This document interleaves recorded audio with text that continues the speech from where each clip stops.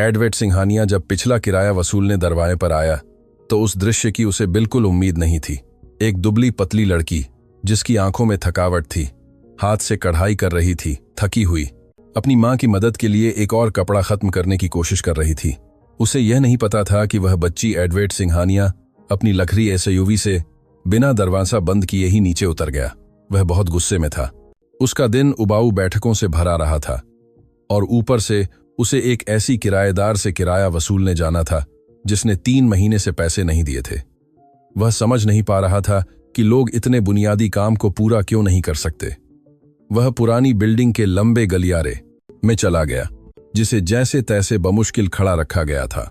सीलन की बदबू नाक में घुस रही थी और पास के किसी अपार्टमेंट से एक पुराने मिक्सर की घरघराहट की आवाज आ रही थी। जब वह 4बी नंबर पर पहुंचा तो उसने गहरी सांस ली और तोड़ से दरवाजा खटखटाया। कोई जवाब नहीं मिला। उसने और तोड़ से खटखटाया। उसने अंदर एक आवाज सुनी, छोटे छोटे कदमों की, जैसे कोई सावधानी से पास आ रहा हो। दरवाजा धीरे से खुला, बस कुछ सेंटीमीटर। जो उसने देखा उससे वह सन्न रह गया। लगभग 7 साल की एक छोटी बच्ची, बिखरे हुए बाल और इतनी बड़ी आंखें कि वे उसके पतले चेहरे से लगभग बाहर निकल रही थीं, उसे नीचे से देख रही थी। उसके होंठ फटे थे और कपड़ों पर रंगीन धागों के निशान थे। उसने कुछ नहीं कहा, बस उसे देख रही थी, जैसे कि वह उम्मीद कर रही हो कि वह उसे डांटेगा या धक्का देगा। एडवर्ड थोड़ा हैरान होकर झुका। उसने पूछा कि क्या उसकी मां घर पर है। लड़की ने ना में सिर हिलाया। उसने कुछ नहीं कहा, बस खुली आंखों से इनकार कर दिया। उसने सोचा कि शायद वह महिला किसी काम से बाहर गई होगी, लेकिन तभी उसने देखा कि बच्ची के पीछे एक पुरानी सिलाई मशीन रखी थी, हाथ से चलाने वाली, और मेज पर कपड़े के छोटे छोटे टुकड़े, रीले, सुइयां पड़ी थीं। बच्ची उस समय सिलाई कर रही थी। स्कूल जाने, खेलने या कार्टून देखने के बजाय वह वहां थी। उसके हाथ सुई के चुभने के निशानों से भरे थे और उंगलियों पर धागे के निशान थे। क्या तुम यहां अकेली हो? उसने एक ऐसी आवाज में पूछा जो उसे भी कम गंभीर लगी। बच्ची ने हिचकिचाया, नजरें नीचे कीं और दरवाजा थोड़ा और खोल दिया। एडवर्ड बिना इजाजत अंदर नहीं जाना चाहता था, इसलिए वह बस एक कदम आगे बढ़ा ताकि बेहतर ढंग से देख सके। अपार्टमेंट अंधेरा था, पर्दे बंद थे, हवा घुटी हुई थी। एक कोने में एक टूटी हुई कुर्सी लड़खड़ा रही थी। फ्रिज को देखकर लगा जैसे सालों से सान नहीं किया गया हो और चूल्हे पर कुछ जला हुआ रखा था। जिस चीज ने उसे सबसे ज्यादा प्रभावित किया वह सोफे पर लगा हुआ बिस्तर था, जिसे पतली चादरों और एक फटे हुए कंबल से काम चलाऊ ढंग से बनाया गया था। बगल में दवाइयों के खाली डिब्बे थे। उसी पल उसे सब कुछ समझ में आ गया। क्या तुम्हारी मां बीमार है? उसने बिना हिले पूछा। बच्ची ने उसे फिर से देखा, सिर हिलाया, लेकिन कुछ नहीं कहा। एडवर्ड को समझ नहीं आया कि क्या करे। ऐसा नहीं था कि उसने पहले कभी गरीबी नहीं देखी थी, बिल्कुल नहीं। वह भी इसी तरह के मोहल्ले में पला बड़ा था, लेकिन बहुत साल हो गए थे जब उसे इतने सीधे, इतने वास्तविक हालात का सामना नहीं करना पड़ा था। उसने अपना सेलफोन निकाला, कुछ देखने का नाटक किया और उसकी मां का नाम पूछा। बच्ची ने धीरे से कहा, प्रिया। फिर जैसे कि इतना बोलकर वह दोषी महसूस कर रही हो, वह फिर से अपने हाथ में पकड़ी कढ़ाई पर ध्यान केंद्रित करने लगी। एडवर्ड ने किराए के बारे में पूछा, हालांकि अब उसे यह उतना महत्वपूर्ण नहीं लग रहा था। लड़की ने सिर नीचे किया और कहा कि उसकी मां ने गद्दे के नीचे एक लिहाजा छोड़ दिया था। वह बिना सुई छोए अंदर भागी। कुछ सेकंड बाद वह एक सिकुड़ा हुआ लिहारा लेकर लौटी। एडवर्ड ने उसे ले लिया। वह लगभग खाली था। उसमें बस कुछ छोटे नोट थे, मुश्किल से 100। उसने कुछ नहीं कहा। यह पैसे पर बहस करने का समय नहीं था। जब बच्ची अपनी सिलाई मशीन पर वापस जा रही थी तो वह दरवाजे पर बिना हिले खड़ा रहा। उसे समझ नहीं आ रहा था कि क्या करे। वह बस मुड़कर जा नहीं सकता था।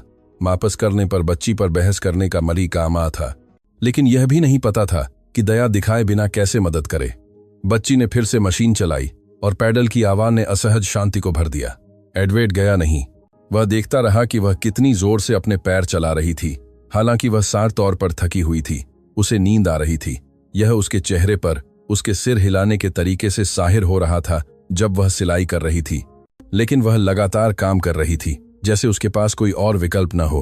उसी पल उसके अंदर कुछ टूट गया। यह दया नहीं थी, यह अपराधबोध नहीं था, यह कुछ और था। एक तरह का गुस्सा जिसे वह समझ नहीं पा रहा था कि किस पर निकाले, मां पर, सिस्टम पर या खुद पर, कि उसने पहले कुछ क्यों नहीं किया। उसे यह भी नहीं पता था कि वह बच्ची इतने लंबे समय तक अकेला रहकर ऐसे काम कैसे कर रही थी जो एक वयस्क भी नहीं कर सकता था। जब उसने फिर से उसके चेहरे को देखा तो उसने देखा कि उसकी उंगली पर खून की एक छोटी बूंद थी। उसने बिना शिकायत किए उसे अपनी कमीज से पोंछ लिया और काम जारी रखा। तुम्हारा नाम क्या है? एडवेट ने आखिरकार पूछा। उसने हिचकिचाया, लेकिन फिर कहा, अनन्या, और फिर से अपने कपड़े की ओर देखा। एडवेट ने अपनी पैंट की जेब में हाथ डाला और अपना बटुआ निकाला। उसने कई नोट निकाले और बिना कुछ कहे मेज पर रख दिए। अनन्या ने उन्हें देखा भी नहीं। वह सिलाई करती रही। वह धीरे से अपार्टमेंट से बाहर निकल गया। दरवाजा पूरी तरह से बंद नहीं किया, जैसे कि यह जाने और थोड़ा रुकने के बीच का अंतर बताता हो। अपनी एसयूवी पर पहुंचकर वह बिना इंजन स्टार्ट किए बैठ गया। बहुत समय बाद उसे सार नहीं था कि क्या करना है। वह बस इतना जानता था कि उस बच्ची को अकेला नहीं रहना चाहिए था और उसकी कहानी अभी शुरू ही हुई थी। उस रात एडवेट सो नहीं पाया। जो उसने देखा था वह उसके दिमाग में घूम रहा था। एक बच्ची अकेले सिलाई कर रही थी, जैसे उसे दुनिया को बचाना हो। एक ऐसी जगह पर जो बमुश्किल खड़ी थी। उसे किराया मांगने की हिम्मत भी नहीं हुई थी। उसे अजीब लग रहा था, जैसे जो हुआ वह सिर्फ दुखद नहीं बल्कि अन्यायपूर्ण भी था। अगले दिन वह जल्दी उठ गया, जो वह काम के अलावा कभी नहीं करता था। अपनी ऑफिस जाने के बजाय उसने अपना रास्ता बदल दिया और एक छोटी दुकान पर रुका। उसने ब्रेड, बिस्कुट और कुछ बुनियादी सामान खरीदा। यह बहुत ज्यादा नहीं था, लेकिन कुछ तो था। वह खाली हाथ नहीं दिखना चाहता था। उसे लगा कि उसे मेज पर पैसे छोड़ने से ज्यादा कुछ करना होगा। चारबी पर फिर से पहुंचकर उसने धीरे से खटखटाया। इस बार अनन्या ने जल्दी दरवाजा खोला। उसके बाल एक पुराने रबर बैंड से बंधे थे और उसने कल वाले ही कपड़े पहने थे। एडवेट मुस्कुराया, समझ नहीं पा रहा था कि शुरुआत कैसे करे। उसने किराने के बैग दिखाए। मैं तुम्हारे लिए कुछ चीजें लाया हूं, उसने कहा। अनन्या ने अविश्वास से उसे देखा। वह हिली नहीं। एडवेट ने बैग जमीन पर रखे और उसकी ऊंचाई तक बात करने के लिए झुका। क्या मैं थोड़ी देर के लिए अंदर आ सकता हूं? बच्ची ने हां नहीं कहा, लेकिन वह एक तरफ हट गई। एडवेट सावधानी से अंदर गया। जगह अभी भी वैसी ही थी, शायद थोड़ी ज्यादा व्यवस्थित, लेकिन अभी भी उसमें घुटन और दवाइयों की बदबू आ रही थी। उसने चीजें छोटी मेज पर रख दी। अनन्या उन्हें ऐसे देख रही थी जैसे उसे समझ नहीं आ रहा हो कि कोई ऐसा क्यों करेगा। एडवेट ने उसे असहज न करने की कोशिश की। क्या तुमने आज खाना खाया? उसने कंधे उचकाए। नमक के साथ कुछ रोटियां, उसने धीरे से कहा। उसने गहरी सांस ली। उसे नहीं पता था कि सही सवाल कैसे पूछें। वह एकमात्र कुर्सी पर बैठ गया जो स्थिर लग रही थी। अनन्या हाथ पीछे करके खड़ी रही। क्या तुम्हारी माँ अभी भी अस्पताल में है? बच्ची ने हिचकिचाया, फिर सिर झुका लिया। हाँ। कब से? 3 दिन से। और तुम्हारा ध्यान कौन रख रहा है? कोई नहीं, मैं ठीक हूं। एडवेट को लगा जैसे उसके सीने में कुछ कस गया हो। उसे नहीं पता था कि यह गुस्सा था या उदासी, शायद दोनों। वह कल्पना नहीं कर सकता था कि कोई बच्चा बिना किसी मदद के इससे गुजर रहा हो। और तुम कल सिलाई क्यों कर रही थी? अनन्या ने ऊपर देखा। पहली बार ऐसा लगा कि वह बात करना चाहती है। मुझे कुछ कवर देने हैं। लक्ष्मी दीदी मुझे कुछ रुपये देती हैं और मैं उन्हें ठीक और जल्दी से दे देती हूँ। और लक्ष्मी दीदी कौन है? जो तीसरी मंजिल पर रहती हैं। जब माँ बीमार हुई तो उन्होंने मुझे सिलाई सिखाई। और तुम्हारी माँ को क्या हुआ है? अनन्या चुप हो गई। उसने अपने होंठ काटे, दरवाजे की ओर देखा, जैसे भाग जाने के बारे में सोच रही हो। एडवेट ने उसे अपने विचारों से लड़ते हुए देखा। वह अपना राण बचाना चाहती थी। यह सांड था, लेकिन वह यह भी चाहती थी कि किसी को पता चले कि क्या हो रहा है। रक्ताल्पता, ल्यूकेमिया, उसने अंत में बहुत धीरे से कहा। उस शब्द का वर्णन हवा में भारी था। एडवेट ने घूंट निगला। उसे पहले से ही शक था, लेकिन इसे एक बच्ची के मुंह से सुनना अलग महसूस हुआ। और डॉक्टर क्या कहते हैं? उन्हें दवा और खून और एक ऑपरेशन की जरूरत है। और क्या तुम्हारे पास बीमा है? नहीं। एडवेट ने अपने चेहरे पर हाथ फेरा। वह डॉक्टर नहीं था, न वकील, न सामाजिक कार्यकर्ता। वह एक व्यवसायी था, एक ऐसा आदमी जो एयर कंडीशनिंग ऑफिस से सौदे करता था। लेकिन वह वहां था, एक ऐसे कमरे में जहां मुश्किल से रोशनी आती थी।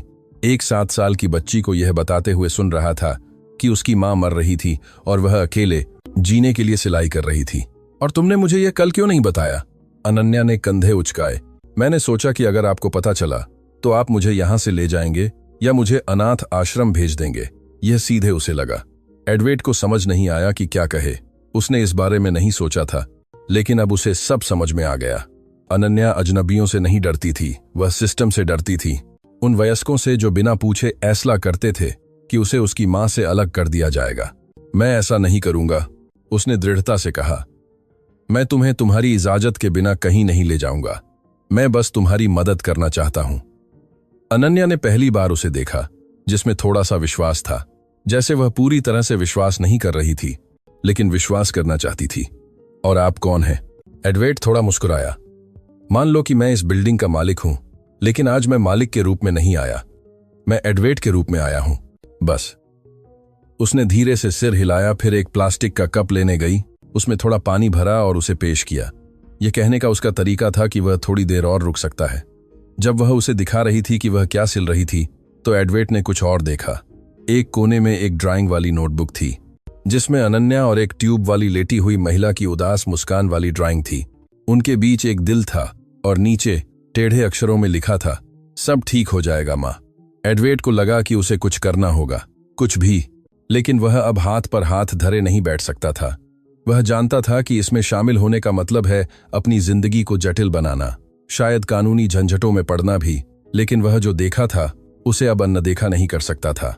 वह बच्ची अकेले एक लड़ाई लड़ रही थी, और वह किसी कारण से जो उसे अभी तक समझ में नहीं आया था, अब दूसरी ओर नहीं देख सकता था। एडवेट दबे हुए दिल के साथ अपार्टमेंट से बाहर निकला।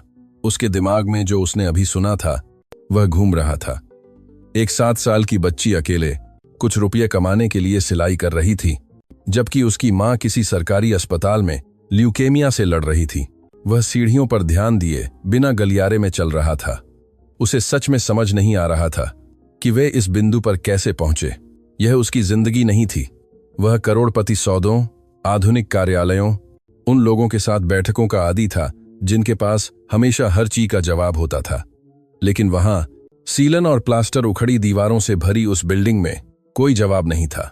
बस जरूरत थी, थकावट थी, और एक बच्ची थी जिसने कई वयस्कों से ज्यादा देखा था। अपनी एसयूवी में चढ़ने से पहले उसे एक विचार आया।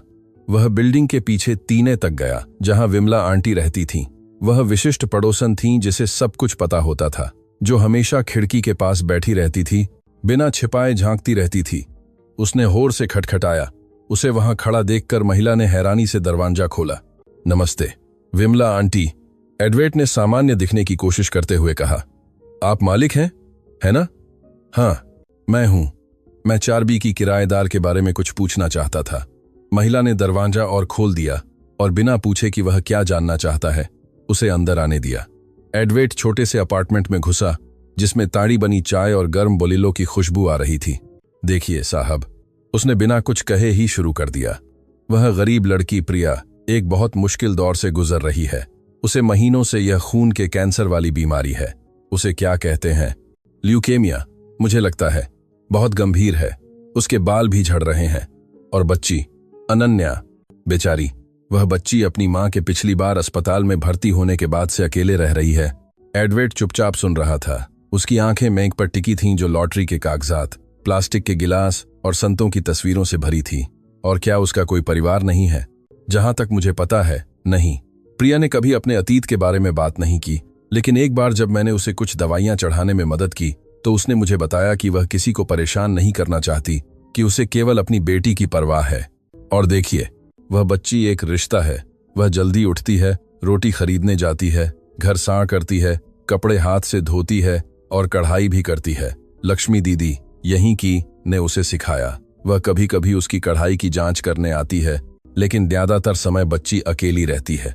कभी कभी मैं उसे रात में रोते हुए सुनती हूँ, लेकिन मैं नहीं जाती, क्योंकि मेरे जैसी बूढ़ी औरत क्या कर सकती है? एडवेट को लगा जैसे उसके गले में कुछ अटक गया हो। अनन्या की तस्वीर, सिलाई करते हुए, उंगलियां चुभी हुई और नींद के कारण आंखें बंद होने वाली थीं, फिर से उसके दिमाग में आई। और जिस अस्पताल में प्रिया है, क्या आप जानती हैं? हाँ बिल्कुल, वह सरकारी अस्पताल में केंद्र क्षेत्र में ऑन्कोलॉजी विभाग में है। मैं एक बार उसे एक कंबल देने गई थी, क्योंकि रातें वहां बर्फ जैसी ठंडी होती हैं। उससे कोई मिलने नहीं आता, कोई नहीं जाता, केवल बच्ची जब वह जा सकती है। लेकिन आप देखिए, वह बहुत छोटी है। एडवेट कसकर हाथ जोड़कर उठा, विमला आंटी को धन्यवाद दिया और तेजी से अपार्टमेंट से बाहर निकल गया। वह इसे ऐसे नहीं छोड़ सकता था। वह अपनी एसयूवी में चढ़ा, अपने ड्राइवर को एक महत्वपूर्ण बैठक में कवर करने के लिए बुलाया और सीधे अस्पताल चला गया। रास्ते में उसने कुछ फल, जूस और एक मोटा कंबल खरीदा। उसे लगा कि यह कम से कम है। उसे यह भी नहीं पता था कि क्या वे उसे अंदर जाने देंगे, लेकिन उसे प्रिया को अपनी आंखों से देखने की जरूरत थी। जब वह अस्पताल पहुंचा तो माहौल सीधे उस पर पड़ा। लोग कुर्सियों पर सो रहे थे, दूसरे जमीन पर इंतजार कर रहे थे। नर्सें इधर उधर भाग रही थीं। रिसेप्शन पर उसने प्रिया के बारे में पूछा और उन्होंने बताया कि वह तीसरी मंजिल पर बेड नंबर 17 पर है। वह दृढ़ कदमों से ऊपर चला गया, हालांकि अंदर से उसे लग रहा था कि वह यहाँ सही जगह पर नहीं है। उसने पहले कभी सरकारी अस्पताल में कदम नहीं रखा था। बेड 17 पर उसे एक पतली महिला मिली। उसकी त्वचा बहुत पीली थी और आंखें बंद थीं। उसने एक उधार का गाउन पहना था और बगल में एक ड्रिप की बोतल लटकी थी। हेडबोर्ड पर एक कागज पर प्रिया सालूजा लिखा था। वह वही थी। वह उतनी कम उम्र की दिख रही थी जितनी उसने कल्पना की थी, शायद लगभग 35 साल, लेकिन उसके चेहरे पर थकान उसे ज्यादा उम्र का दिखा रही थी। उसके बाल बहुत छोटे थे, जैसे गिरने से पहले उन्हें काट दिया गया हो। उसके हाथ सीने पर रखे थे, स्थिर। एक नर्स उसके पास आई। क्या आप रिश्तेदार हैं? एडवेट एक सेकंड के लिए हिचकिचाया। बिल्डिंग का दोस्त। नर्स ने उसे अजीब तरह से देखा, लेकिन कुछ नहीं कहा, बस उसे ज्यादा देर न रुकने की सलाह दी। एडवेट उसके बगल में बैठ गया और फलों वाला बैग धातु की मेज पर रख दिया। नमस्ते प्रिया, उसने धीमी आवाज में कहा। मुझे नहीं पता कि तुम्हें याद है या नहीं। मैं उस जगह का मालिक हूं जहां तुम रहती हो। खैर, रहती थी, क्योंकि अब तुम यहां हो। मैं बस यह देखने आया था कि तुम कैसी हो, और तुम्हें यह बताने आया था कि तुम्हारी बेटी एक योद्धा है, एक बहादुर है। प्रिया ने जवाब नहीं दिया, लेकिन ऐसा लगा कि उसके होंठ थोड़े हिले। एडवेट थोड़ी देर और चुप रहा, देखता रहा। उस अजीब मिश्रण को महसूस कर रहा था जिसमें अपराधबोध, गुस्सा और कुछ करने की इच्छा थी जो उसे अंदर से जला रही थी। जब वह अस्पताल से बाहर निकला तो दुनिया उसे ज्यादा फीकी लगी। अब वह सिर्फ एक किराएदार नहीं थी, न सिर्फ एक बच्ची। अब वे इतिहास वाले लोग थे, वास्तविक दर्द वाले, वे लोग जिन्हें सिस्टम भूल जाता था जबकि दूसरे अनदेखा करते थे। उस रात एडवेट ने न केवल उनकी मदद करने का फैसला किया, उसने फैसला किया कि वह इसे दूर से नहीं करेगा, चेक या एहसान से नहीं। वह इसे वास्तव में करेगा, भले ही इसका मतलब परेशानी में पड़ना हो, भले ही इसका मतलब अपनी टीम के लोगों का सामना करना हो, क्योंकि जो उसने अभी देखा था उसे वह भूल नहीं सकता था। एडवेट उस शनिवार को सामान्य से जल्दी जाग गया, लेकिन इसलिए नहीं कि उसकी कोई बैठक या प्रतिबद्धता थी। वह पिछली रात से एक विचार के साथ उठा था जो उसके दिमाग में घूम रहा था। उसने घंटों अपने कमरे की छत को देखा था। प्रिया, अनन्या, उस उदास अपार्टमेंट के बारे में सोच रहा था जहां एक बच्ची अपनी मां के लिए अकेले लड़ रही थी। वह हीरो नहीं था और न ही बनने का इरादा था, लेकिन वह भी हाथ पर हाथ धरे नहीं बैठना चाहता था। वह नहीं कर सकता था। वह जानता था कि अगर वह फिर से उस जगह पर चीहों या ज्यादा सवालों के साथ दिखाई दिया तो अनन्या बंद हो जाएगी। वह बहुत समझदार थी, उसने पहले ही नोटिस कर लिया था। इसलिए उसने कुछ ऐसा करने का फैसला किया कि उन्हें पता न चले कि यह वही था। कोई भाषण नहीं, न ही एहसान के बदले में कुछ, बस मदद। और वह सुपरमार्केट जल्दी चला गया। उसने बुनियादी राशन खरीदा, चावल, दाल, दूध, बिस्कुट, साबुन, टॉयलेट पेपर, कुछ फल, ब्रेड, टूना के डिब्बे, अनाज, कैंडी और स्ट्रॉबेरी की खुशबू वाला बच्ची के लिए शैम्पू की एक छोटी बोतल। उसने ड्रेसिंग, रुई और बैंड एड का एक डिब्बा भी रखा, अगर अनन्या अभी भी सिलाई कर रही हो और उसकी उंगलियां चुभ रही हों।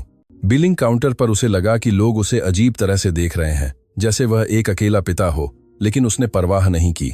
उसने भुगतान किया और कई बड़े बैग लेकर बाहर निकल गया। पुरानी बिल्डिंग तक पहुंचने से पहले वह एक दवा की दुकान पर गया और नकद पैसे का एक लिहाया खरीदा। कुछ भी ज्यादा नहीं, लेकिन कुछ दिनों के लिए पर्याप्त। उसने उसे बिना किसी नाम के एक अलग बैग में रखा। फिर वह बिल्डिंग तक गाड़ी चलाकर गया और अपनी एसयूवी को दूर खड़ा किया ताकि कोई उसे देख न पाए। वह बैग लेकर दरवाजे तक चला गया। वह सावधानी से चौथी मंजिल तक गया, सुन रहा था कि कोई आ तो नहीं रहा है। वह किसी से नहीं मिलना चाहता था। 4B के दरवाजे के सामने उसने बैग एक एक करके रख दिए। फिर उसने लियाना निकाला और उसे ब्रेड के बैग के बीच छिपा दिया, अच्छी तरह से रखा ताकि वे उसे गलती से ढूंढ लें। जाने से पहले उसने दरवाजा पर 2 बार जल्दी से खटखटाया और पीछे मुड़े बिना सीढ़ियों से भाग गया। उसने सुना कि कोई दरवाजा खोल रहा है, लेकिन उसने मुड़कर नहीं देखा। वह प्रतिक्रिया नहीं देखना चाहता था, न तो अहंकार के लिए और न ही शर्मिंदगी के लिए। उसे बस लगा कि अगर बच्ची को पता चला कि यह वही था तो वह इसे इतनी आसानी से स्वीकार नहीं करेगी। उस दोपहर वह अपनी दिनचर्या पर लौट आया, ऑफिस गया, कॉल लिए, कुछ ईमेल चेक किए, लेकिन अंदर से वह केंद्रित नहीं था। उसे लगा जैसे पीठ पर से थोड़ा वर्णन कम हो गया है, लेकिन यह जानने की भी जरूरत थी कि उसने जो किया था उससे वास्तव में कोई जायदा हुआ है या नहीं। उसने किसी को जांचने के लिए भेजने के बारे में सोचा, लेकिन वह किसी और को शामिल नहीं करना चाहता था। यह उसका मामला था और बस। अगले दिन वह बिल्डिंग में वापस आया, लेकिन बिना बैग या बहाने के। वह चौथी मंजिल तक गया और जैसे कुछ नहीं हुआ दरवाजा खटखटाया। अनन्या ने खोला। वह अलग लग रही थी। उसके बाल ब्यादा कंघी किए हुए थे। एक टॉप था जो तारा धुला हुआ लग रहा था और एक कम थका हुआ चेहरा था। उसकी आंखें अभी भी उदास थीं, लेकिन यह साँठ था कि वह बेहतर सोई थी। नमस्ते अनन्या, उसने मुस्कुराते हुए कहा। सब ठीक है? उसने अंदर देखते हुए सिर हिलाया, जैसे वह उसे अंदर आने देने में हिचकिचा रही हो। एडवेट ने कुछ जोर नहीं दिया, वह बस हालचाल पूछने आया था। मैं जानना चाहता था कि तुम्हारी माँ कैसी हैं। वैसी ही, उसने कहा। अस्पताल वाली महिला ने मुझे बताया कि वह स्थिर हैं, और तुम कैसी हो? अनन्या ने मुस्कान और मुंह बनाने के बीच एक अजीब इशारा किया। फिर उसने दरवाजा और खोल दिया और उसे अंदर आने दिया। एडवेट ने देखा कि जगह में अलग खुशबू थी। गर्म दाल और कुछ मीठे की खुशबू आ रही थी। मेम थोड़ी ज्यादा व्यवस्थित थी और अब इतने कपड़े नहीं पड़े थे। क्या तुमने आज अच्छे से खाया? उसने पूछा। हाँ, दरवाजे के बाहर कुछ बैग दिखाई दिए। मुझे लगता है कि वे पड़ोसी थे या शायद लक्ष्मी दीदी। ये बहुत अच्छी बात है, एडवेट ने हैरानी का नाटक करते हुए कहा। अनन्या ने एक प्लेट से वनीला बिस्कुट लिया और उसे एक पेश किया। उसने उसे स्वीकार कर लिया। वह हमेशा वाली कुर्सी पर बैठ गया, जबकि वह एक कोने में एक तकिया और एक मुड़े हुए कंबल के साथ बैठ गई। मेज पर सिलाई मशीन एक साड़ कपड़े से ढकी हुई थी। और क्या तुम सिलाई जारी रखोगी? हाँ, लेकिन कम। अब मेरे पास लक्ष्मी दीदी को भुगतान करने के लिए पर्याप्त है, और उन्होंने कहा कि वह मुझे कुछ कवर खत्म करने में मदद कर सकती हैं जो मुझे देने हैं। और तुम पैसे का क्या करोगी? मैं इसे बचा कर रखूंगी, मेरी माँ की दवाइयों के लिए। एडवेट उसे देखता रहा। उसे विश्वास नहीं हो रहा था कि इतना छोटा कोई ऐसे सोच सकता है। वयस्क भी इतने हिम्मेदार नहीं थे। अनन्या धीरे धीरे खा रही थी, जैसे हर बिस्कुट एक इनाम हो। फिर वह उठी और एक डिब्बे के पास गई। उसने कुछ निकाला और एडवेट को दे दिया। यह मैंने कल बनाया, उसने कहा। यह लाल धागे से बने जेसी जोलियान कस्तानिएदा अक्षरों वाला एक छोटा सा कढ़ाई का टुकड़ा था, जिसके चारों ओर एक छोटा दिल बना था। एडवेट को लगा जैसे उसका सीना भावना से भर गया हो, लेकिन उसने कुछ नहीं कहा, बस उसे सावधानी से रख लिया। धन्यवाद अनन्या, मैं इसे अपने काम पर ले जाऊंगा ताकि मैं यह न भूलूं कि क्या महत्वपूर्ण है। उसने जवाब नहीं दिया, बस थोड़ा मुस्कुराया। जाने से पहले एडवेट ने उससे जल्द ही वापस आने का वादा किया। उसने यह नहीं बताया कि कब या किस इरादे से, बस इसे ऐसे कह दिया जैसे कोई आने वाली ची के लिए दरवाजा आधा खुला छोड़ देता हो। सीढ़ियों से उतरते समय वह पहली बार अपनी प्रबंधक मीरा से मिला, जो हाथ में एक फाइल लिए आ रही थी। उसने ऊंची एड़ी, काले चश्मे पहने थे और उसका चेहरा काकक था। आप यहां क्या कर रहे हैं बॉस? उसने सीधे पूछा। एक व्यक्तिगत मामला देख रहा हूं। क्या इसका 4B की महिला से कोई लेना देना है? तुम क्यों पूछ रही हो? मीरा ने अपने होंठ भींचे, क्योंकि उस किराएदार ने 3 महीने से किराया नहीं दिया है, और आपके ही हस्ताक्षर किए हुए नियमों के अनुसार हमें इस हत्ते बेदखली की कार्रवाई शुरू कर देनी चाहिए। एडवेट ने तुरंत जवाब नहीं दिया। उसने उसे गंभीरता से देखा। यह बातचीत अभी शुरू होने वाली थी, लेकिन उसके दिमाग में पहले से ही साड़ था कि कोई भी अनन्या को वहां से नहीं निकालेगा, तब तक नहीं जब तक वह इसे रोक सकता था। मीरा मूर्ख नहीं थी। जैसे ही उसने एडवेट का चेहरा बिल्डिंग से निकलते हुए देखा, उसे पता चल गया कि कुछ अजीब हो रहा है। वह आमतौर पर किराएदारों के मामलों में शामिल नहीं होता था। वह हमेशा इस तरह की चीजों को उसके हाथ में छोड़ देता था, जैसा कि होना चाहिए। लेकिन अब वह वहां से निकल रहा था, चौथी मंजिल से। हाथ में एक कढ़ाई किया हुआ बैग और एक ऐसा चेहरा था जैसे वह कुछ छिपा रहा हो। और अगर कोई चीज मीरा को नापसंद थी, तो वह यह थी कि उसे सब कुछ नहीं बताया जाता था, खासकर जब यह व्यापार की बात हो। आपका उस महिला के साथ क्या व्यक्तिगत मामला हो सकता है एडवेट?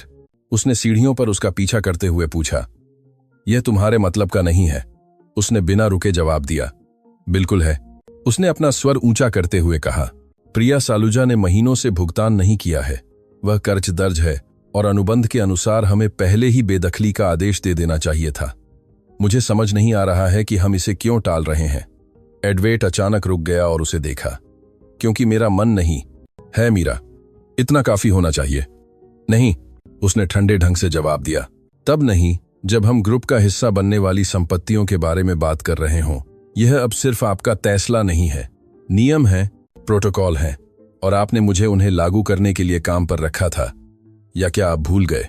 एडवेट ने नौहरें नीचे की, अपने गुस्से को रोका और बिना कुछ और कहे सड़क की ओर चलता रहा। वह जानता था कि मीरा कानूनी रूप से सही थी, लेकिन मानवीय रूप से नहीं, और इससे उसे गुस्सा आया। वह उसे अच्छे से जानता था। वह संख्याओं, अनुबंधों और कागजी कार्रवाई को संभालने में शानदार थी, लेकिन वह सख्त सावधानीपूर्वक भी थी, जो काले और सफेद रंग में लिखे गए से परे देखने में असमर्थ थी। सब कुछ लाभ या हानि था, कभी लोग नहीं। मीरा एसयूवी तक उसका पीछा किया। मैं सिर्फ इसलिए प्रक्रिया को नहीं रोकूंगी क्योंकि आपको एक गरीब बच्ची से लगाव हो गया है। यह कोई अनाथालय नहीं है, यह एक व्यवसाय है, और अगर आप कुछ नहीं करते हैं तो मैं करूंगी। मेरे पास पहले से ही नोटिस तैयार है, मैं बस आपके हस्ताक्षर का इंतजार कर रही हूं। एडवेट ने ड्राइवर की सीट से उसे देखा। वह गुस्से में था, लेकिन वह वहां विस्फोट नहीं कर सकता था।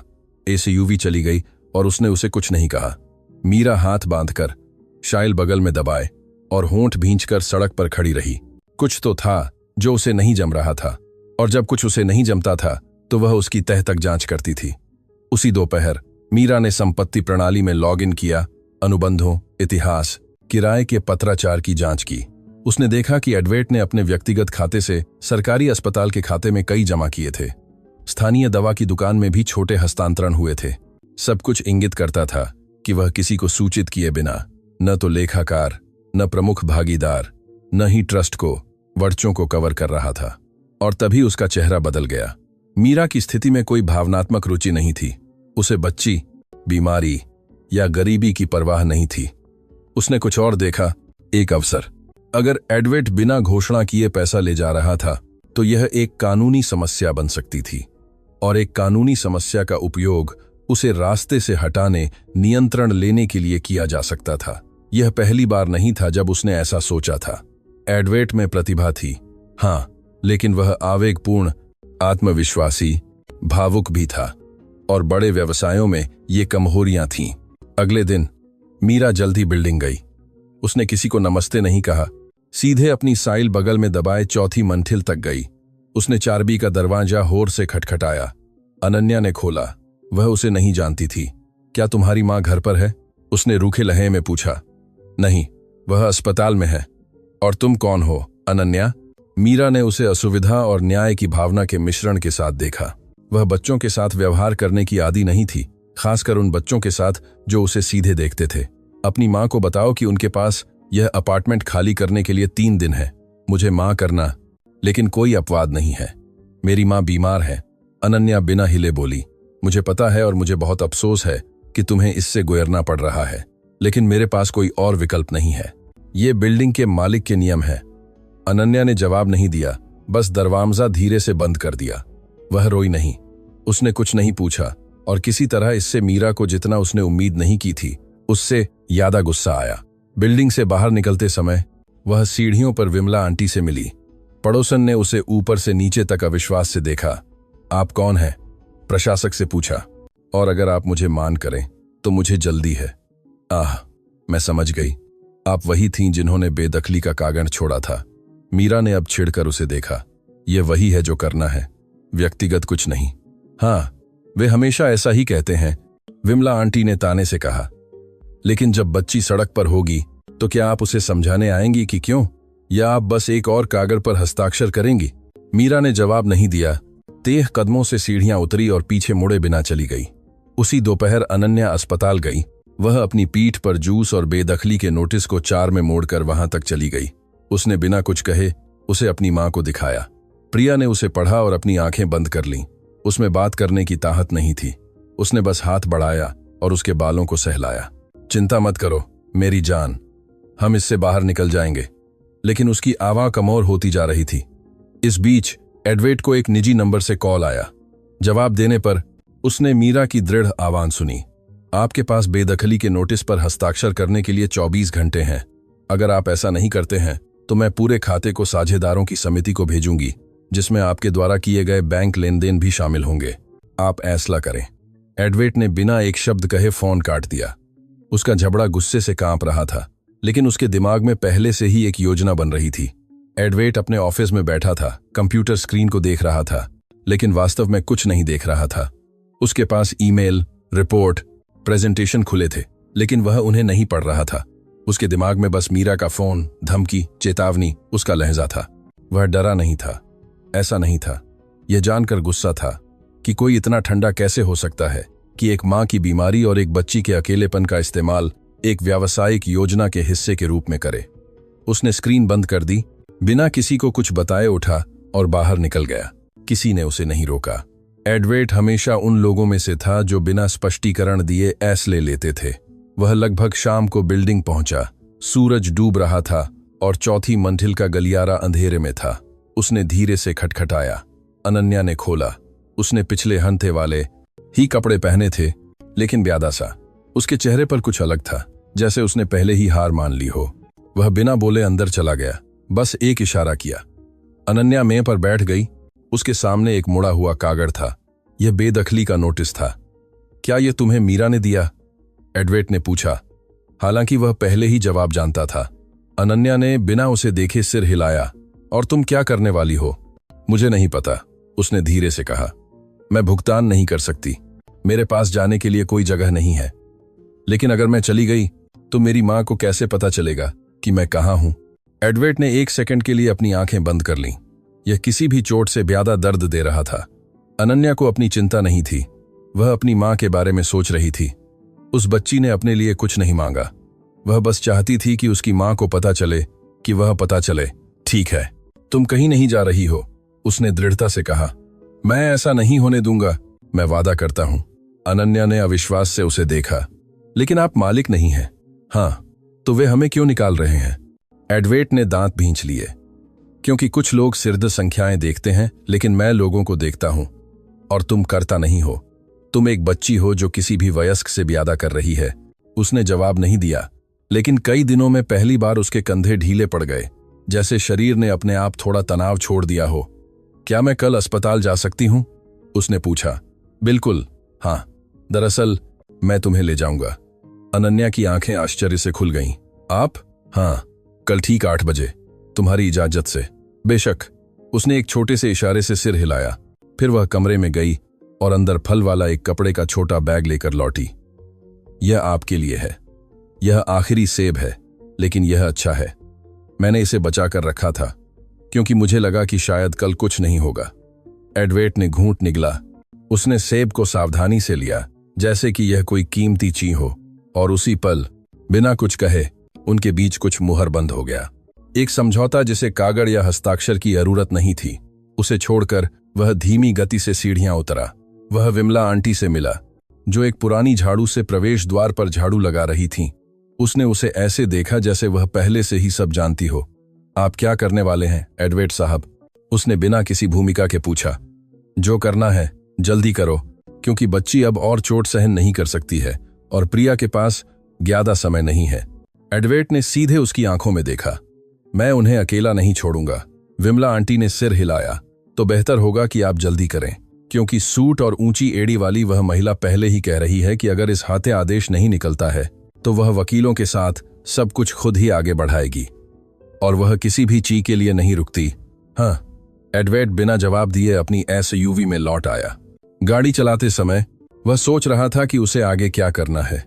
यह अब पैसे देने या एक अच्छा काम करने का सवाल नहीं था। यह कुछ और था। यह व्यक्तिगत था, कुछ ऐसा जो उसके अंदर से आ रहा था।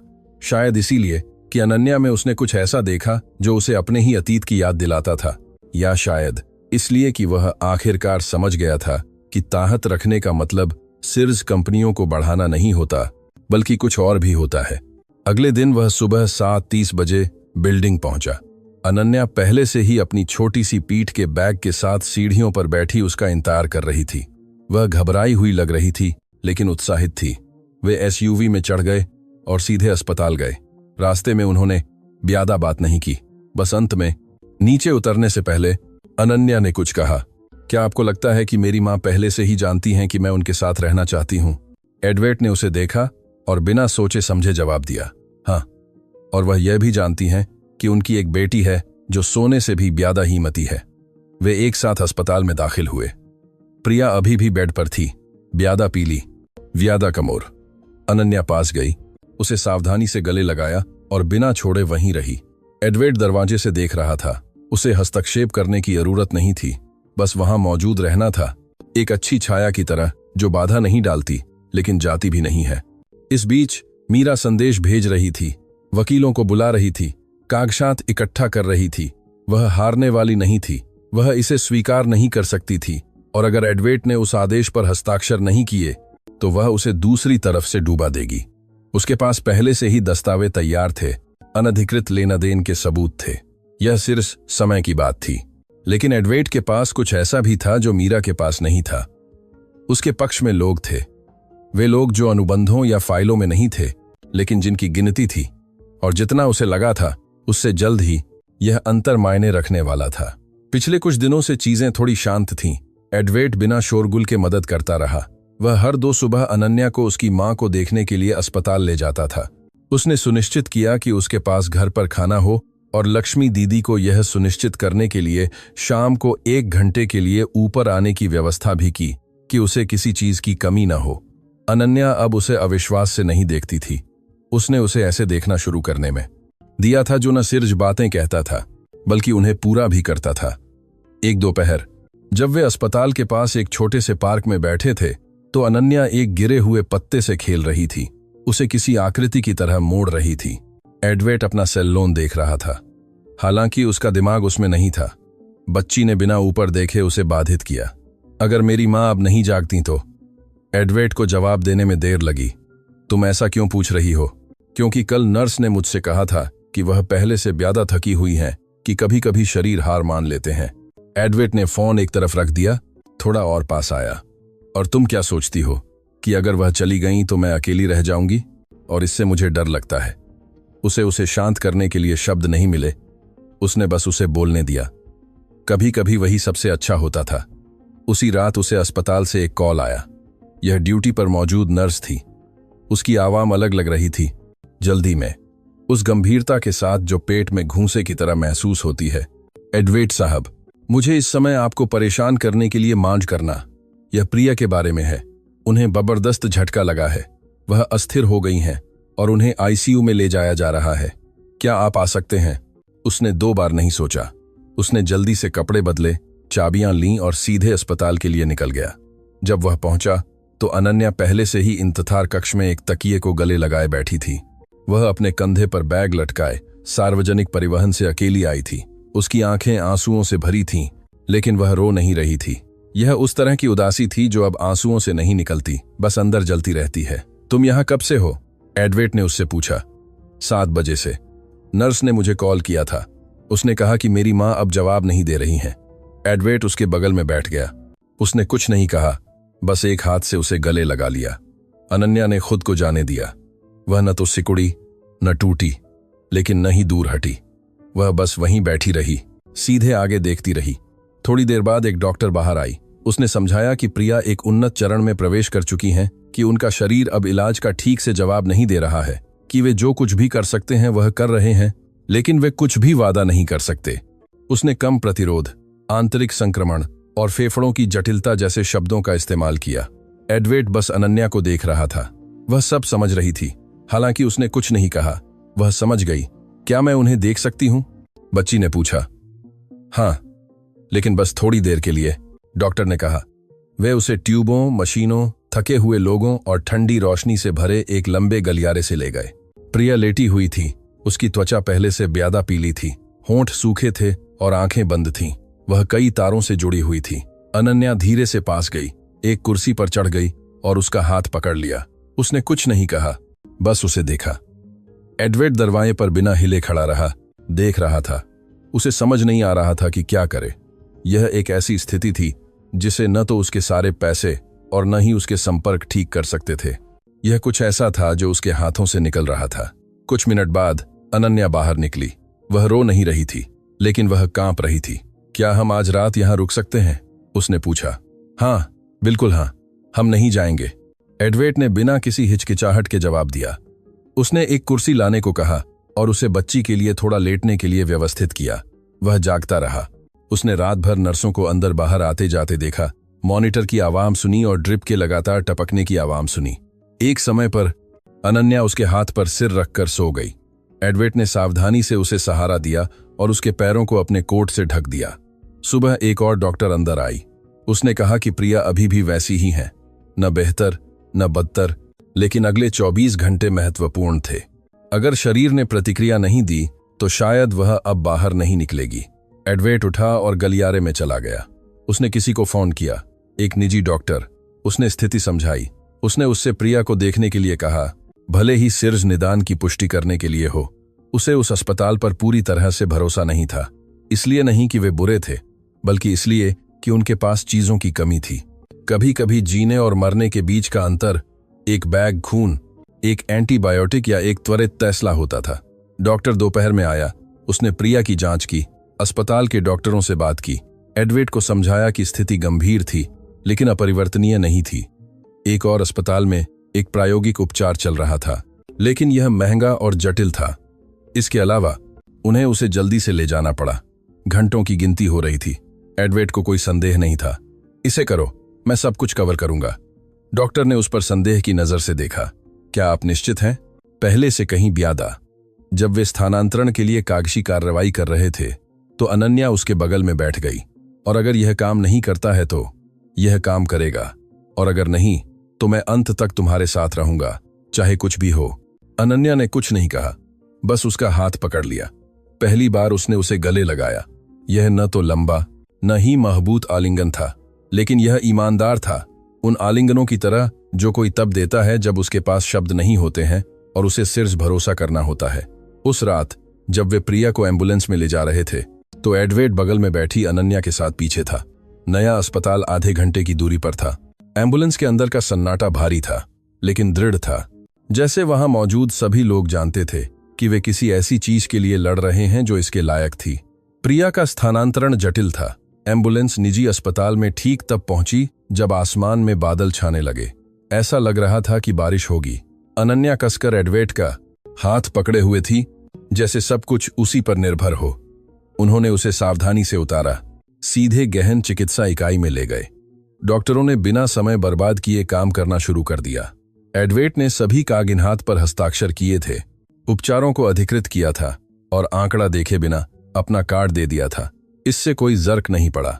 वह उस महिला को बचाना चाहता था, अपने लिए नहीं, बल्कि उस बच्ची के लिए जिसने पहले ही उसकी जिंदगी बदल दी थी। लेकिन जब यह सब हो रहा था, शहर के दूसरे हिस्से में कोई और उसी गति से चल रहा था, लेकिन इरादे बहुत अलग थे। मीरा अपने ऑफिस में अपने कंप्यूटर के सामने बैठी दस्तावेजों की जांच कर रही थी। उसकी आंखें एक फाइल पर टिकी थीं, जिसे वह हैंतों से तैयार कर रही थी। चारबी अपार्टमेंट की बेदखली पहले ही एक न्यायाधीश द्वारा अधिकृत की जा चुकी थी। उसने एडवेट को बताए बिना, किसी को जाने बिना इसे हासिल कर लिया था। उसके पास संपर्क थे, वकील थे, एक अधिसूचना अर्म थी जिसने पहले ही इस तरह के काम किए थे। वह जानती थी कि कैसे चलना है और उसने वही किया। उसी शुक्रवार को ठीक दोपहर में 2 नागरिक कपड़े पहने लोग हाथ में कागजात लेकर बिल्डिंग पहुंचे। वे चौथी मंजिल पर गए। चारबी का दरवाजा खटखटाया, लेकिन किसी ने जवाब नहीं दिया। अनन्या नहीं थी, प्रिया भी नहीं, कोई नहीं, सिर्फ विमला आंटी, जिसे पहले ही सब कुछ पता चल गया था। उन्हें देखकर सीढ़ियों से भागती हुई नीचे आईं। तुम क्या कर रहे हो? उसने भौहें चढ़ाकर पूछा। हम बेदखली के आदेश को लागू करने आए हैं। तुम किस बारे में बात कर रहे हो? वह महिला अस्पताल में है, बच्ची भी। यह हमारे मतलब का नहीं है आंटी। हम बस वही करते हैं जो हस्ताक्षरित है। वे कुछ भी तोड़े बिना, लेकिन बिना इजाजत मांगे अपार्टमेंट में दाखिल हुए। उनके पास एक चाबी थी जो किसी ने उन्हें सौंपी थी। अंदर कीमती सामान लगभग कुछ भी नहीं था, लेकिन ऐसी चीजें थीं जिन्हें देखकर दर्द होता था। अनन्या की दीवार पर चिपकाई गई ड्राइंग, उसकी होमवर्क नोटबुक, रंगीन धागों वाला एक बैग, एक आंख वाला एक भरवां खिलौना, यह सब डिब्बों में पैक किया गया था जिन पर व्यक्तिगत सामान लिखा था। विमला आंटी उन्हें दरवाजे से गुस्से से भीगी आंखों से देख रही थी। वह कुछ करना चाहती थी लेकिन नहीं कर सकती थी। उसने एडवेट को कॉल किया, लेकिन उसने जवाब नहीं दिया। वह प्रिया की बबरों का इंतजार करते हुए अस्पताल के इंतजार कक्ष में था। उसी दिन मीरा व्यक्तिगत रूप से बिल्डिंग गई, चौथी मंजिल पर गई, देखा कि मजदूर डिब्बों को ट्रक में कैसे उतार रहे थे और जांच की कि सब कुछ क्रम में है।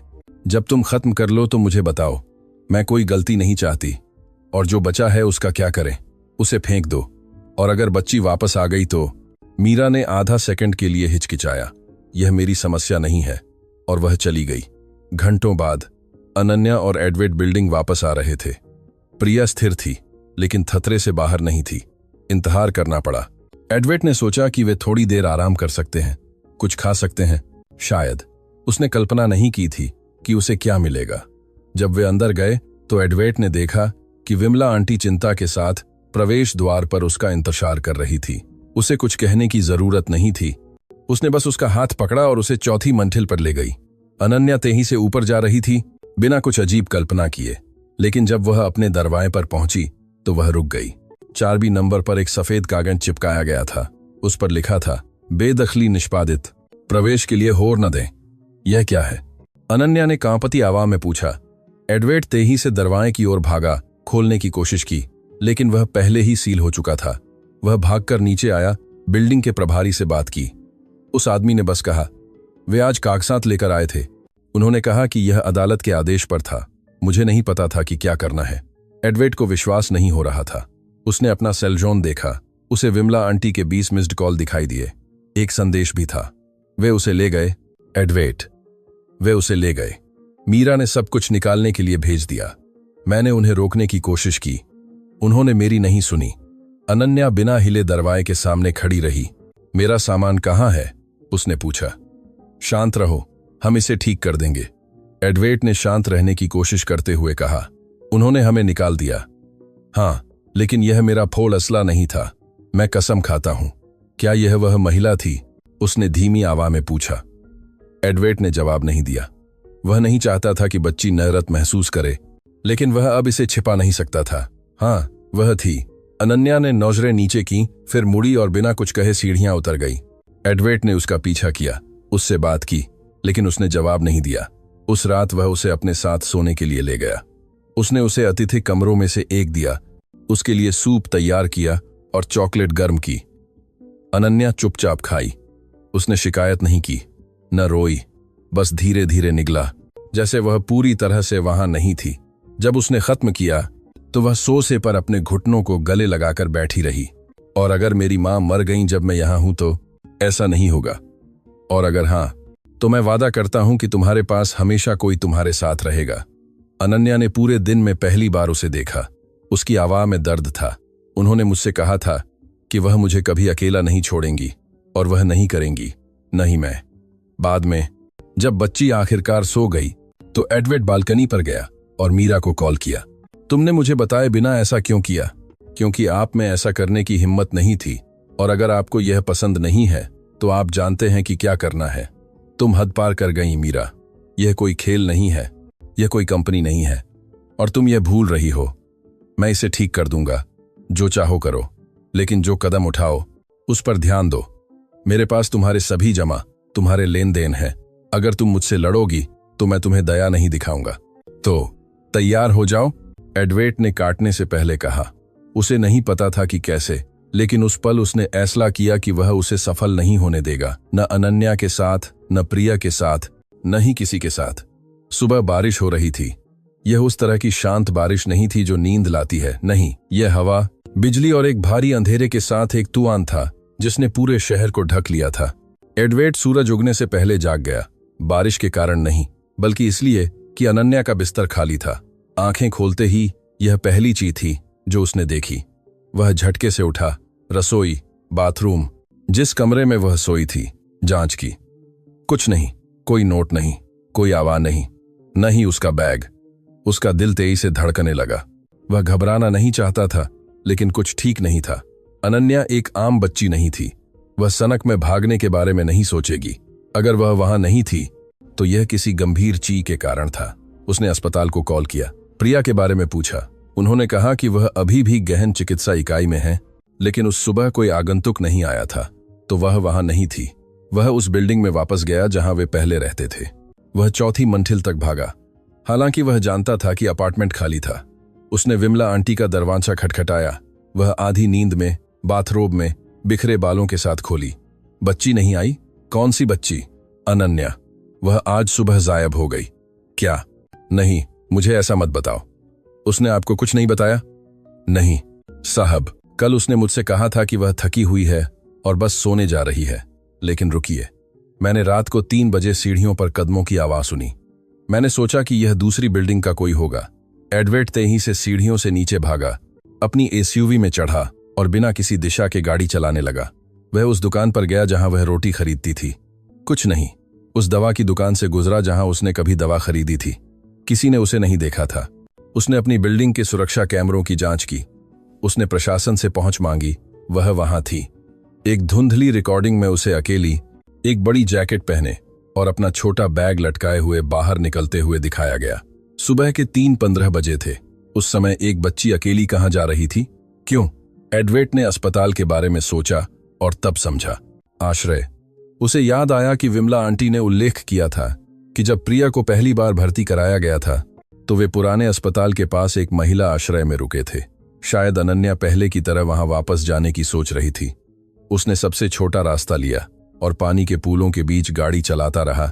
हर ट्रैफिक लाइट पर ब्रेक की आवाज आ रही थी। वह जगह पर पहुंचा और हताश होकर घंटी बजाई। रेनकोट पहने एक बूढ़ी महिला ने पजामा पर उसे खोला। बच्ची।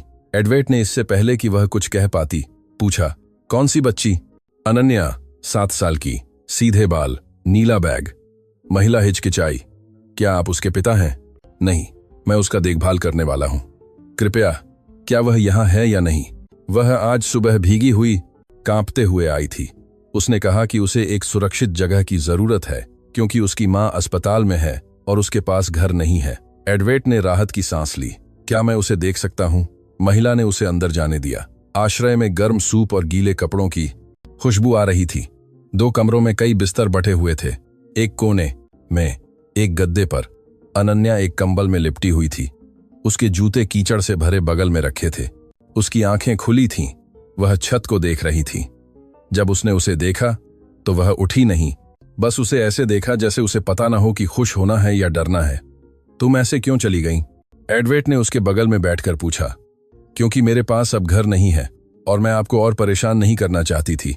क्या तुम्हें लगता है कि तुम मुझे परेशान करती हो? उसने जवाब नहीं दिया। उसने नजरें नीचे की। मुझे बस एक ऐसी जगह की जरूरत थी जहां मैं सोच सकूं। मैं नहीं चाहती कि मेरी मां जागे और मुझे यह न पता चले कि मैं कहां हूं। एडवर्ड ने उसे कसकर गले लगा लिया। अनन्या, तुम अकेली नहीं हो। अब और नहीं। क्या यह सान है? उसने पानी से भरी आंखों से उसे देखा, लेकिन रोई नहीं। मैं नहीं चाहती कि वह मर जाएं और उन्हें यह न पता चले कि मैं कहां हूं। ऐसा नहीं होगा। आज ही हम अस्पताल वापस जाएंगे और इस बार तुम वहीं रहोगी जहां तुम रहना चाहती हो। अब और कोई स्थानांतरण नहीं, अब और कोई छिपाने की जगह नहीं। उसी सुबह एडवर्ड सब कुछ लेकर चला गया। उसने अपने भरोसेमंद वकील से बात की। उसे समझाया कि मीरा ने क्या किया था। उसने बेदखली की किसी भी प्रक्रिया को रोकने के लिए सलाह मांगी जब तक कि वह कानूनी मामले को हल नहीं कर लेता। उसने यह भी कहा कि मीरा ने उसके नाम पर हस्ताक्षर किए गए सभी दस्तावेजों की जांच करें। उसे शक था कि और भी चीजें छिपी हुई थीं। फिर वह निजी अस्पताल गया, निदेशक से बात की और अनन्या के लिए एक छोटा कमरा मांगा। इससे कोई वर्क नहीं पड़ा कि यह सिर्फ कर्मचारियों के विश्राम कक्ष के पास एक छोटा बिस्तर था। वह चाहता था कि वह प्रिया के पास रह सके। दोपहर में बच्ची फिर से अपनी मां को देखने गई। इस बार यादा शांत। उसने धीरे से उससे बात की। उसे बताया कि अब उसे डर नहीं लगता, कि अब वह जानती है कि कोई उसकी देखभाल के लिए वहां है। प्रिया ने जवाब नहीं दिया, लेकिन उसकी आंख के कोने से एक आंसू टपक पड़ा। एडवर्ड उस दृश्य को गले में गांठ के साथ देखता रहा। उस रात जब अनन्या आखिरकार उसके लिए तात्कालिक सोशा सह बिस्तर पर सो गई तो एडवर्ड को अपने वकील से एक ईमेल मिला। मीरा ने न सिर्फ बिना बताए बेदखली को निष्पादित किया था, बल्कि उसने कंपनी की ओर से कानूनी फैसले लेने के लिए आंशिक शक्ति का एक दस्तावेज भी बाहर से संसाधित किया था। उसने उसके हस्ताक्षर जाली किए थे। यह सिर्फ एक धमकी नहीं थी। मीरा गंदा खेल खेल रही थी और युद्ध अभी शुरू ही हुआ था। पहली बार जब अनन्या उस नई जगह में दाखिल हुई जहां वह रहने वाली थी, तो वह बिना कुछ कहे दरवाजे पर खड़ी रही। यह न तो कोई पुराना अपार्टमेंट था और न ही कोई अनुकूलित गोदाम। यह एक छोटा लेकिन अच्छी तरह से रखा गया घर था, एक शांत क्षेत्र में। सामने एक छोटा सा बगीचा था 2 कमरे और एक आधुनिक स्टोव वाली रसोई थी। एडवेट ने उसे ज्यादा कुछ नहीं बताया था, बस उससे कहा था, हम एक ऐसी जगह पर जा रहे हैं जहां तुम सुरक्षित रह सको। और वे वहां थे। वह हिली नहीं। उसका बैग एक कंधे पर लटका हुआ था और उसकी आंखें खुली थीं। क्या हम यहां रहने वाले हैं? उसने पूछा। हाँ, यह अब से तुम्हारा घर है। और क्या आप भी यहां रहेंगे? नहीं, लेकिन मैं हर दिन आऊंगा, या जब तुम चाहो। अनन्या धीरे से लिविंग रूम के केंद्र तक चली गई। उसने एक कुर्सी को छुआ, फिर मैम को, फिर खिड़की से बाहर देखा। उसे विश्वास करना मुश्किल हो रहा था। रसोई में खाना, बोतल बंद पानी, नई प्लेटें थीं। एक कमरे में 60 चादरों वाला एक बिस्तर, एक रात का लैंप और दराज पर क्रेयॉन का एक डिब्बा भी था। सब कुछ उसके लिए तैयार था।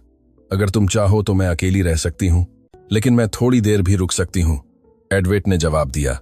मैं कोशिश करना चाहती हूं, बच्ची ने कहा। मैं देखना चाहती हूं कि शांति में रहना कैसा लगता है। और उसने इसे इतनी गंभीरता से, इतनी सच्ची आवाज में कहा कि एडवेट का सीना कस गया। उसने अनन्या को अपने हिसाब से घर का पता लगाने दिया। इस बीच बाहर उसने क्लारा से बात की, एक नर्स जिसे उसने प्रिया का इलाज कर रहे डॉक्टर की सीधी सिफारिश पर काम पर रखा था।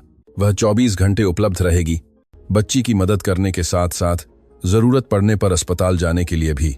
एडवेट कुछ भी भाग्य पर नहीं छोड़ना चाहता था।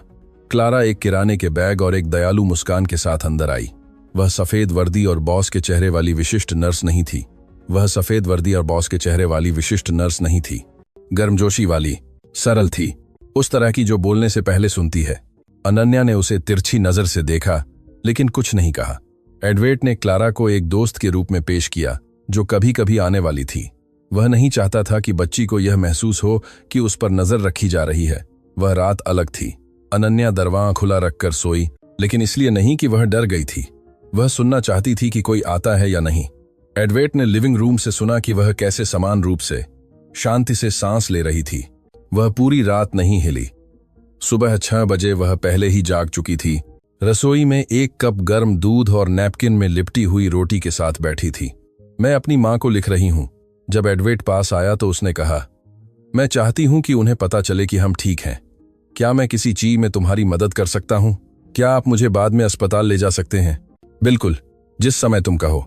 और उन्होंने ऐसा ही किया। उस सुबह एडवेट अनन्या को बगल में बिठाकर धीमा संगीत सुनते हुए अस्पताल तक गाड़ी चलाकर गया। रास्ते में उसने उसे स्कूल के बारे में बताया, एक शिक्षिका के बारे में जिसने उसे एक प्यारी पेंसिल दी थी कि वह कैसे कढ़ाई करना याद करती थी, लेकिन अब उसे ऐसा करने का उतना दबाव महसूस नहीं होता था। उसकी आवाज में एक अलग शांति थी। जब वे पहुंचे तो प्रिया जागी हुई थी, लेकिन कमजोर थी। वह मुश्किल से बात कर सकती थी। अनन्या पास गई और उसे वह पत्र दिखाया जो उसने लिखा था। यह सरल था। उसमें उसके, एडवेट के नए घर के चित्र थे और बड़े अक्षरों में लिखा एक वाक्य था, सब कुछ बेहतर है, मां। प्रिया मुस्कुराई। यह एक मुश्किल से दिखने वाली मुस्कान थी, लेकिन वास्तविक थी। धन्यवाद, उसने प्रयास से कहा।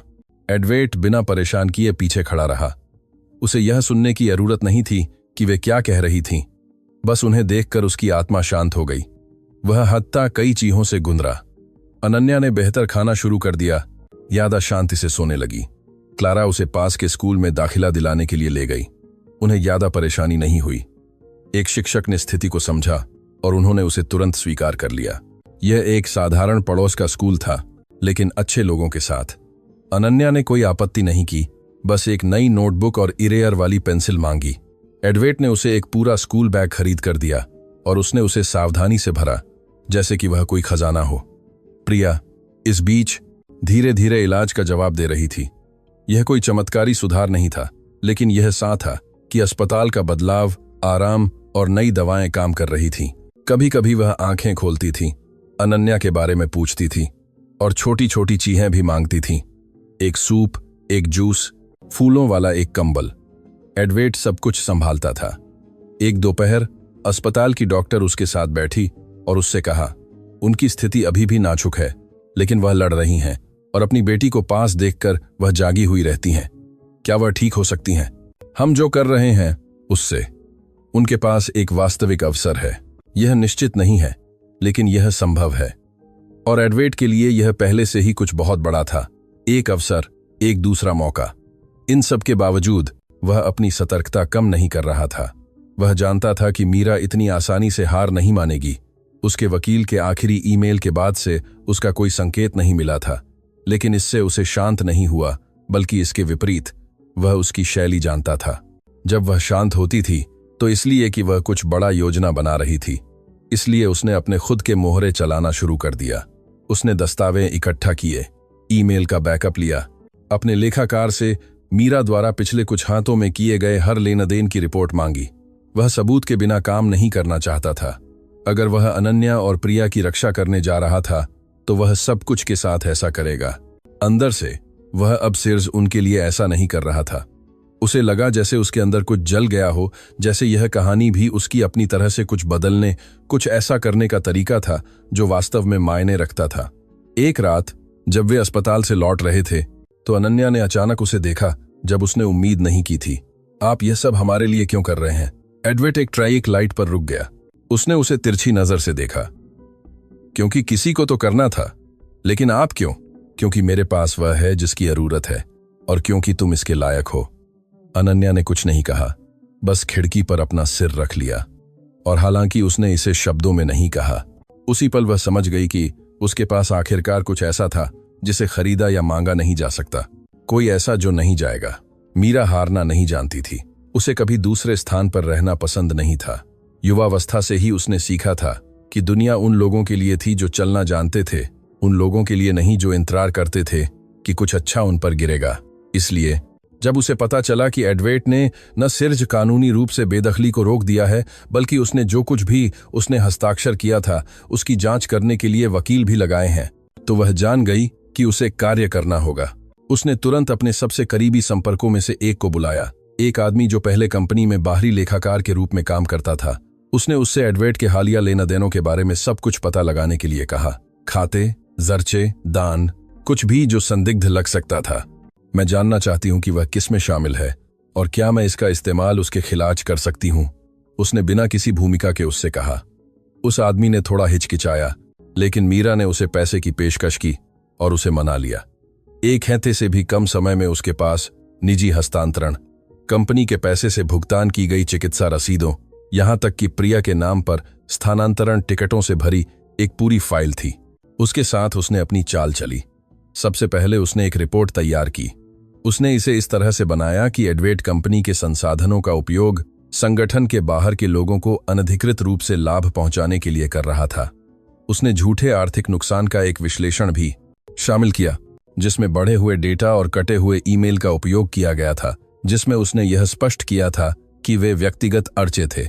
दूसरी बात यह थी कि वह सीधे समूह की व्यापार इकाई के 2 महत्वपूर्ण साझेदारों के पास गई।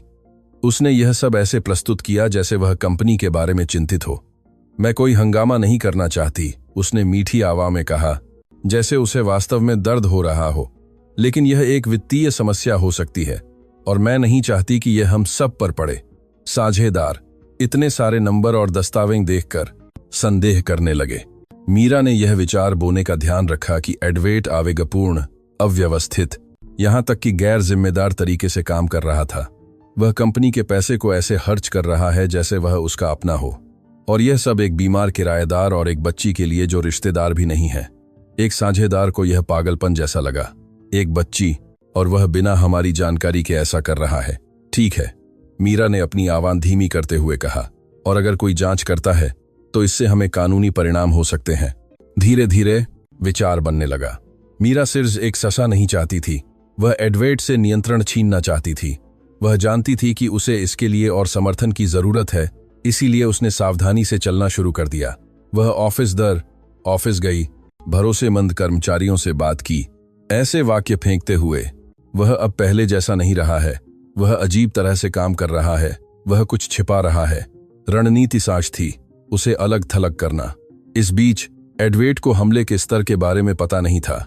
उसने सोचा था कि बेदखली रोकने के बाद मीरा खेल से बाहर हो गई थी, लेकिन वह नहीं जानता था कि वह अंदर से काम कर रही थी।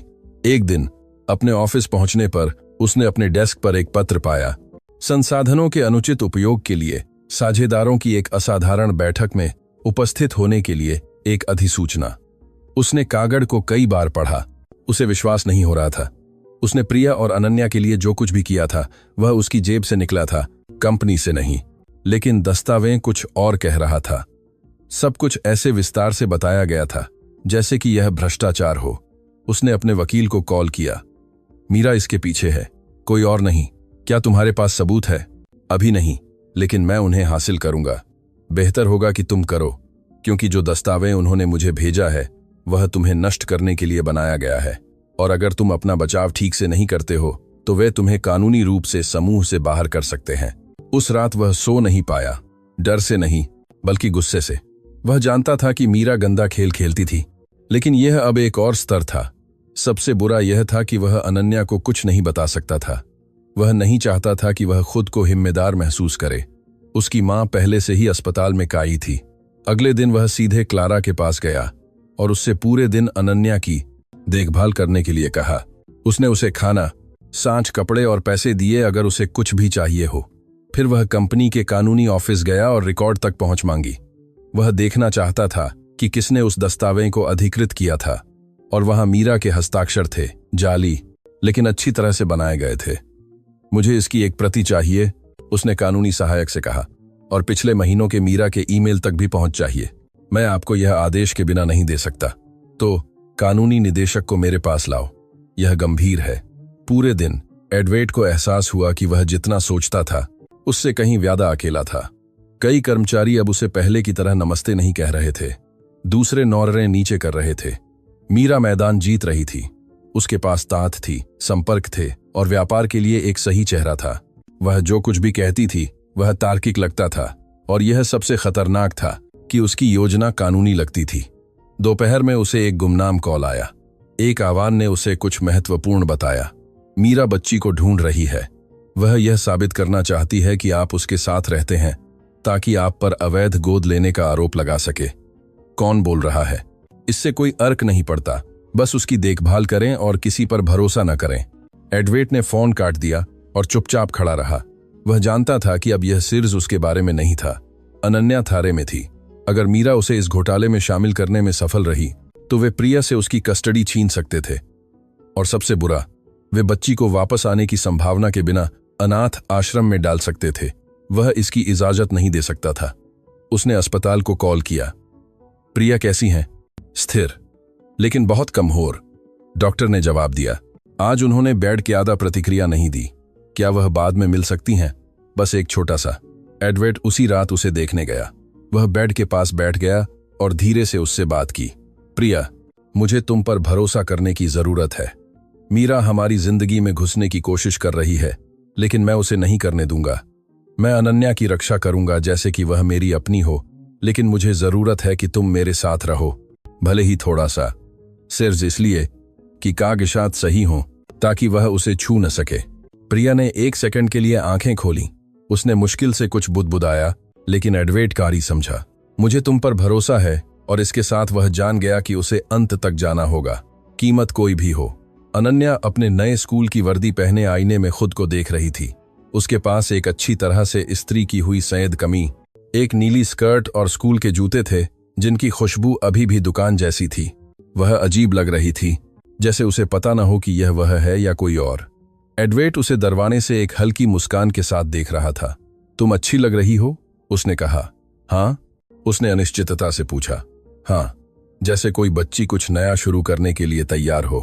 अनन्या ने नजरें नीचे की, अपनी उंगलियों से कमीज की कॉलर को ठीक किया और फिर अपना बैग पकड़ लिया। क्लारा रसोई में केले के शेक और नैपकिन में लिपटी हुई रोटी के साथ उसका इंतजार कर रही थी। इसे रास्ते में खा लेना। हाँ, अनन्या ने सिर हिलाया। उस सुबह क्लारा उसे स्कूल तक ले गई। यह ऊंची जाली और जानवरों के चित्रों से रंगी दीवारों वाला एक छोटा स्कूल था। प्रिंसिपल ने उसे दयालुता से स्वीकार किया। उसने ज्यादा सवाल नहीं पूछे। वह पहले ही उसकी स्थिति जानती थी। क्लास टीचर, एक अच्छे चेहरे वाली सांवली महिला, उसे कक्षा में ले गई, उसे दूसरों से मिलवाया और उसे लंबी चोटी वाली एक लड़की के बगल में एक जगह दी, जिसने तुरंत उसे एक पेंसिल उधार दी। अनन्या ने उस पहले दिन ज्यादा बात नहीं की, लेकिन उसने सब कुछ देखा। उसने कुछ सहपाठियों के नाम सीखे, अपनी नई नोटबुक को सावधानी से रखा, और जब छुट्टी का समय आया तो वह एक बेंच पर अकेली बैठ गई, जब तक कि एक लड़का एक गेंद लेकर उसके पास नहीं आया और उससे पूछा कि क्या वह खेलना चाहती है। उसने एक छोटी सी मुस्कान के साथ स्वीकार किया। बहुत समय में पहली बार वह एक सामान्य बच्ची जैसी लग रही थी। इस बीच प्रिया अपनी अस्पताल के बेड से लड़ती रही। वह अब अपनी आंखें थोड़ी और खोल सकती थी, अपनी उंगलियां हिला सकती थी और यहां तक कि छोटे वाक्य भी बोल सकती थी। एडवेट हर दोपहर उसे देखने जाता था। वह उसे बताता था कि अनन्या कैसी थी, उसने क्या खाया था, क्या वह स्कूल में अच्छी थी। कभी कभी वह उसके द्वारा बनाई गई ड्राइंग भी लाता था और प्रिया उन्हें कलाकृति की तरह स्वीकार करती थी। मुझे यह जानकर खुशी हुई कि वह अपना बचपन जी रही है, उसने एक दिन कमोर आवाज में कहा। वह खुश है, लेकिन उसे आपकी जरूरत है। प्रिया ने अपनी आंखें बंद कर लीं। मैं उसके लिए लड़ रही हूं। एडवेट सहमत था। वह जानता था कि प्रिया जीना चाहती थी और अगर वह वहां थी तो उस बच्ची के लिए थी जिसने कभी हार नहीं मानी। थे बीत गए। अनन्या धीरे धीरे अपनी नई दिनचर्या में ढल गई। वह जल्दी उठती थी, नाश्ता करती थी, स्कूल जाती थी, होमवर्क करने के लिए वापस आती थी, शाम को अपनी मां को देखती थी और रात को क्लारा के साथ रात का खाना खाती थी। कभी कभी एडवेट के साथ, अगर उसकी बैठकें नहीं होती थीं। वह अब सिलाई नहीं करती थी, लेकिन फिर भी उसने अपने धागे और सुई को एक छोटे से डिब्बे में रखा था जो इस बात की याद दिलाता था कि वह क्या थी। एक दोपहर जब वे एक साथ होमवर्क कर रहे थे तो क्लारा ने उससे पूछा, क्या तुम्हें अपना नया स्कूल पसंद है? हाँ। और तुम्हारे सहपाठी भी? हाँ। हालांकि एक ने मुझसे कहा कि ऐसा लगता है कि मेरे पास सोचने के लिए बहुत कुछ है। और तुमने उसे क्या कहा? कि हाँ। क्लारा मुस्कुराई। और तुम इतना क्या सोचती हो? कि यह सुंदर है, लेकिन मुझे नहीं पता कि यह कब तक चलेगा। क्लारा चुप हो गई। वह उस भावना को पूरी तरह से समझती थी। इतने दर्द के बाद जब कुछ अच्छा आता है तो डर लगता है, क्योंकि अब किसी को भरोसा नहीं होता। कोई सोचता है कि सब कुछ फिर से कब टूटेगा। उस रात अनन्या सोजे पर बैठी थी जब एडवेट आया। वह एक कार्डबोर्ड बॉक्स लेकर आया था। वह क्या है? उसने पूछा। एक उपहार। वैर, कई। वे चीजें हैं जो किसी ने तुम्हारे लिए छोड़ी हैं। अनन्या ने डिब्बा खोला। अंदर कहानी की किताबें, एक बुना हुआ स्कार्ज, कैंडी का एक छोटा बैग और हाथ से लिखा एक पत्र था। प्रिय अनन्या, जिंदगी कभी कभी मुश्किल हो जाती है, लेकिन तुम जितनी सोचती हो उससे कहीं ज्यादा महबूत हो। सपने देखना कभी मत छोड़ना, क्योंकि यह सब जो तुम जी रही हो, भले ही यह उधार लिया हुआ लगे, तुम्हारा भी हो सकता है। प्यार से, लक्ष्मी। यह पुरानी बिल्डिंग की लक्ष्मी दीदी थी। उसने विमला आंटी के पास डिब्बा छोड़ने के लिए कहा था, जिसने बदले में इसे एडवेट तक पहुंचाया था। अनन्या ने डिब्बे को कसकर गले लगा लिया। मुझे लक्ष्मी दीदी की याद आती है, उसने कहा। क्या तुम चाहती हो कि हम उनसे मिलें? हाँ, लेकिन अभी नहीं। मैं अपनी मां के ठीक होने का इंतजार करना चाहती हूँ। मैं उन्हें अपने साथ ले जाना चाहती हूँ। एडवेट समझ गया। अनन्या अतीत में वापस नहीं जाना चाहती थी, सिर्फ अपनी मां का हाथ पकड़कर। सब कुछ बेहतर लग रहा था, लेकिन पूरी तरह से नहीं। एडवेट अभी भी कंपनी में लड़ रहा था। मीरा ने अपने पक्ष में और साझेदारों को इकट्ठा करने में कामयाबी हासिल की थी। उसने अपने अस्थायी निलंबन पर चर्चा करने के लिए एक बैठक बुलाई थी। वे उसे बाहर निकालने, उसे अलग थलग करने, उसे बिना अनुमति के पैसे का इस्तेमाल करने के लिए बुरा दिखाने की कोशिश कर रहे थे। वह इस बीच अपना बचाव तैयार कर रहा था। उसके पास सबूत थे, गवाह थे, दस्तावेज थे जो दिखाते थे कि उसने सब कुछ अपने पैसे से चुकाया था, लेकिन वह पर्याप्त नहीं था। मीरा प्रभाव डालना जानती थी, संख्याओं को वैसे दिखाना जानती थी जैसे वह चाहती थी। एक रात उसे अपने वकील से एक संदेश मिला। मीरा समिति पर दबाव डाल रही है। वह एक तत्काल वोट चाहती है। तुम्हारे पास कम समय है। एडवेट ने चुपचाप फोन को देखा। फिर उसने सोजे पर सो रही अनन्या को देखा। उसके सीने पर एक किताब खुली थी और फिर उसने फैसला किया। वह लड़ाई नहीं हारेगा। गर्व के लिए नहीं, बदले के लिए नहीं, बल्कि इसलिए कि यह अब सिर्फ व्यवसाय के बारे में नहीं था। यह उसकी सुरक्षा के लिए था, जो उसने बनाया था। यह सुनिश्चित करने के लिए कि वह बच्ची अपना नया जीवन जी सके, भले ही वह उधार लिया गया हो, भले ही वह अस्थायी हो, क्योंकि अगर अनन्या फिर से सपने देख सकती थी तो सब कुछ के लिए लड़ना लायक था। मंगलवार की सुबह जब नोटिस आया, लीलाजा एडवेट के डेस्क पर था। साथ में एक मुहरबंद प्रति भी थी। साझेदारों की बैठक को आगे बढ़ा दिया गया था। यह निर्धारित 2 हफ्तों में नहीं होगा, यह 3 दिनों में होगा और कार्यसूची पर केंद्रीय बिंदु एक था। प्रशासनिक आचरण की समीक्षा और साझेदार एडवेट सिंघानिया के कार्यों के तत्काल निलंबन का अनुरोध। उन्होंने इसे एक सुनवाई कहा था, लेकिन यह न तो अदालत में थी और न ही न्यायाधीशों के साथ। यह साझेदारों के बीच आंतरिक थी, बिना रोब या हथौड़े वाली एक सुनवाई, लेकिन वास्तविक परिणामों के साथ। वे उसे समूह से बाहर कर सकते थे, कंपनी के भीतर उसके खाते फ्री कर सकते थे, और यहां तक कि उसे प्रमुख टेस्लों से बाहर कर सकते थे। यह सब उन लेन देनों के लिए जो उसने प्रिया और अनन्या की मदद करते हुए किए थे। एडवर्ड ने गहरी सांस ली, कुछ नहीं कहा, बस लीजा उठाया, उसे अपने ब्रीकेस में रखा और बिना किसी को बताए चला गया। एलिवेटर में उसका गुस्सा शांत दिख रहा था, लेकिन उसने उसे नहीं दिखाया। वह एक अलग फ्रीक्वेंसी पर था। वह जानता था कि मीरा उसे भड़का रही थी और वह इतनी आसानी से हार नहीं मानेगा। उसी दोपहर उसने अपने वकील से मुलाकात की। उन्होंने रिपोर्ट की समीक्षा की। आरोप साथ थे, संसाधनों का दुरुपयोग, अनधिकृतता, ऐसले, कंपनी की छवि को नुकसान, सब कुछ ज्यादा गंभीर दिखने के लिए बनाया गया था। एडवर्ड जानता था कि उसके पास बचाव करने के तरीके हैं। उसके पास चालान, व्यक्तिगत रसीदें, यहां तक कि निजी खातों से हस्तांतरण भी थे। लेकिन समस्या यह साबित करना नहीं था कि उसने चोरी नहीं की थी। समस्या साझेदारों को यह समझाना था कि उसने जो किया वह सही था। यह अब कागजात के बारे में नहीं है। वकील ने उससे कहा, यह राजनीति है। अगर मीरा के पास बहुमत है तो तुम बाहर हो, और अगर मैं उन्हें सच्चाई दिखाऊं, सच्चाई हमेशा नहीं जीतती। एडवर्ड, तुम्हें उनसे जुड़ना होगा। उन्हें यह दिखाना होगा कि तुम वह पागल नहीं हो जो वे कहते हैं कि तुम हो, कि यह एक बच्ची के लिए कोई सनक नहीं है, कि तुम्हारा फैसला मानवीय था, न कि आवेगपूर्ण। एडवर्ड चुपचाप खड़ा रहा। मैं बैठक में बोलने के लिए एक जगह चाहता हूं, न कि सिर्फ एक डिस्चार्ज। मैं चाहता हूं कि वे मुझे एक व्यक्ति के रूप में सुने। क्या तुम निश्चित हो? पहले से कहीं ज्यादा। दिन आ गया। यह शुक्रवार था। सुबह से ही समूह का केंद्रीय ऑफिस व्यस्त था। लखरी कारें खड़ी थीं, इस्त्री किए हुए सूट, लोग हाथ में साइलें लेकर अंदर बाहर आ रहे थे। एडवर्ड अकेला आया, बिना अंगरक्षकों, बिना सहायकों के। उसके पास दस्तावेजों वाला एक ब्रीकेस और एक बंद लिफाया था जो उसने किसी को नहीं दिखाया था। मीरा पहले से ही अंदर थी, कॉन्फ्रेंस में के सिर पर बैठी थी। उसने एक गहरा सूट पहना था और उसके बाल बंधे हुए थे। उसने एक कटी हुई मुस्कान के साथ सभी को नमस्ते कहा। वह जानती थी कि वह जीत रही है। सबको सुप्रभात। समिति के अध्यक्ष ने शुरू किया। हम बैठक के एकमात्र बिंदु, साझेदार एडवर्ड सिंघानिया के प्रशासनिक आचरण की समीक्षा के साथ शुरू करेंगे। मीरा, आपके पास शब्द है। मीरा उठी और सीधे मुद्दे पर गई। उसने उन दस्तावेजों का सारांश प्रस्तुत किया जो उसने इकट्ठा किए थे। उसने अर्चों का एक चार्ट दिखाया। उसने शांति से बात की, एक लहजे में जो उचित लगता था, लेकिन ठंडा था।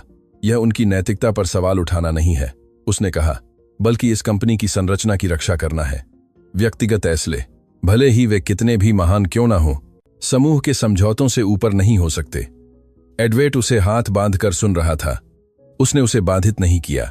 वह जानता था कि उसे खत्म करने देना होगा।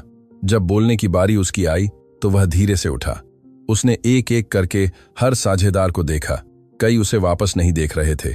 मीरा जो कहती है उसमें तर्क है, उसने शुरू किया, लेकिन तर्क हमेशा सही नहीं होता।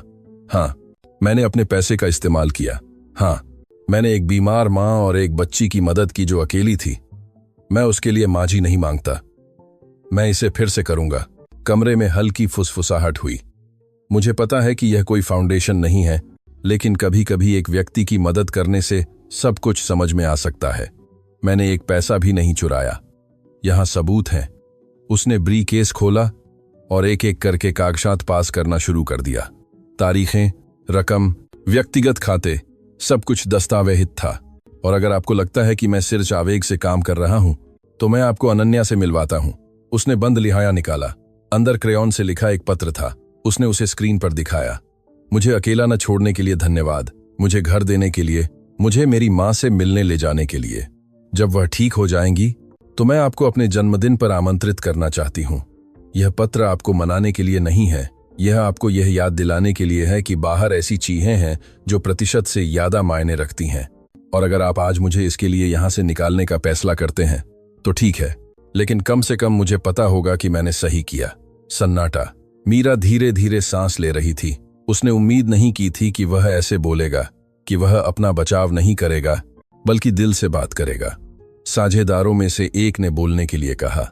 वह एक बूढ़ा आदमी था जिसकी आवाज गहरी थी। मेरी बेटी को 5 साल पहले कैंसर था। मैं वहां नहीं था। मैं काम में छिप गया और आज तक मुझे अफसोस है। आपने जो किया। एडवेट, वह आम नहीं है, लेकिन यह साहसी है। एक और साझेदार ने हाथ उठाया। मैं प्रस्ताव करता हूं कि हम वोट दें, लेकिन विवेक से, पैसे खोने के डर से नहीं। वोटिंग शुरू हुई, एक एक करके वोट से। एडवेट के रुकने के पक्ष में, विपक्ष में, पक्ष में। अंत में एडवेट एक वोट से जीत गया। मीरा ने अपने दांत भींच लिए, लेकिन कुछ नहीं कहा।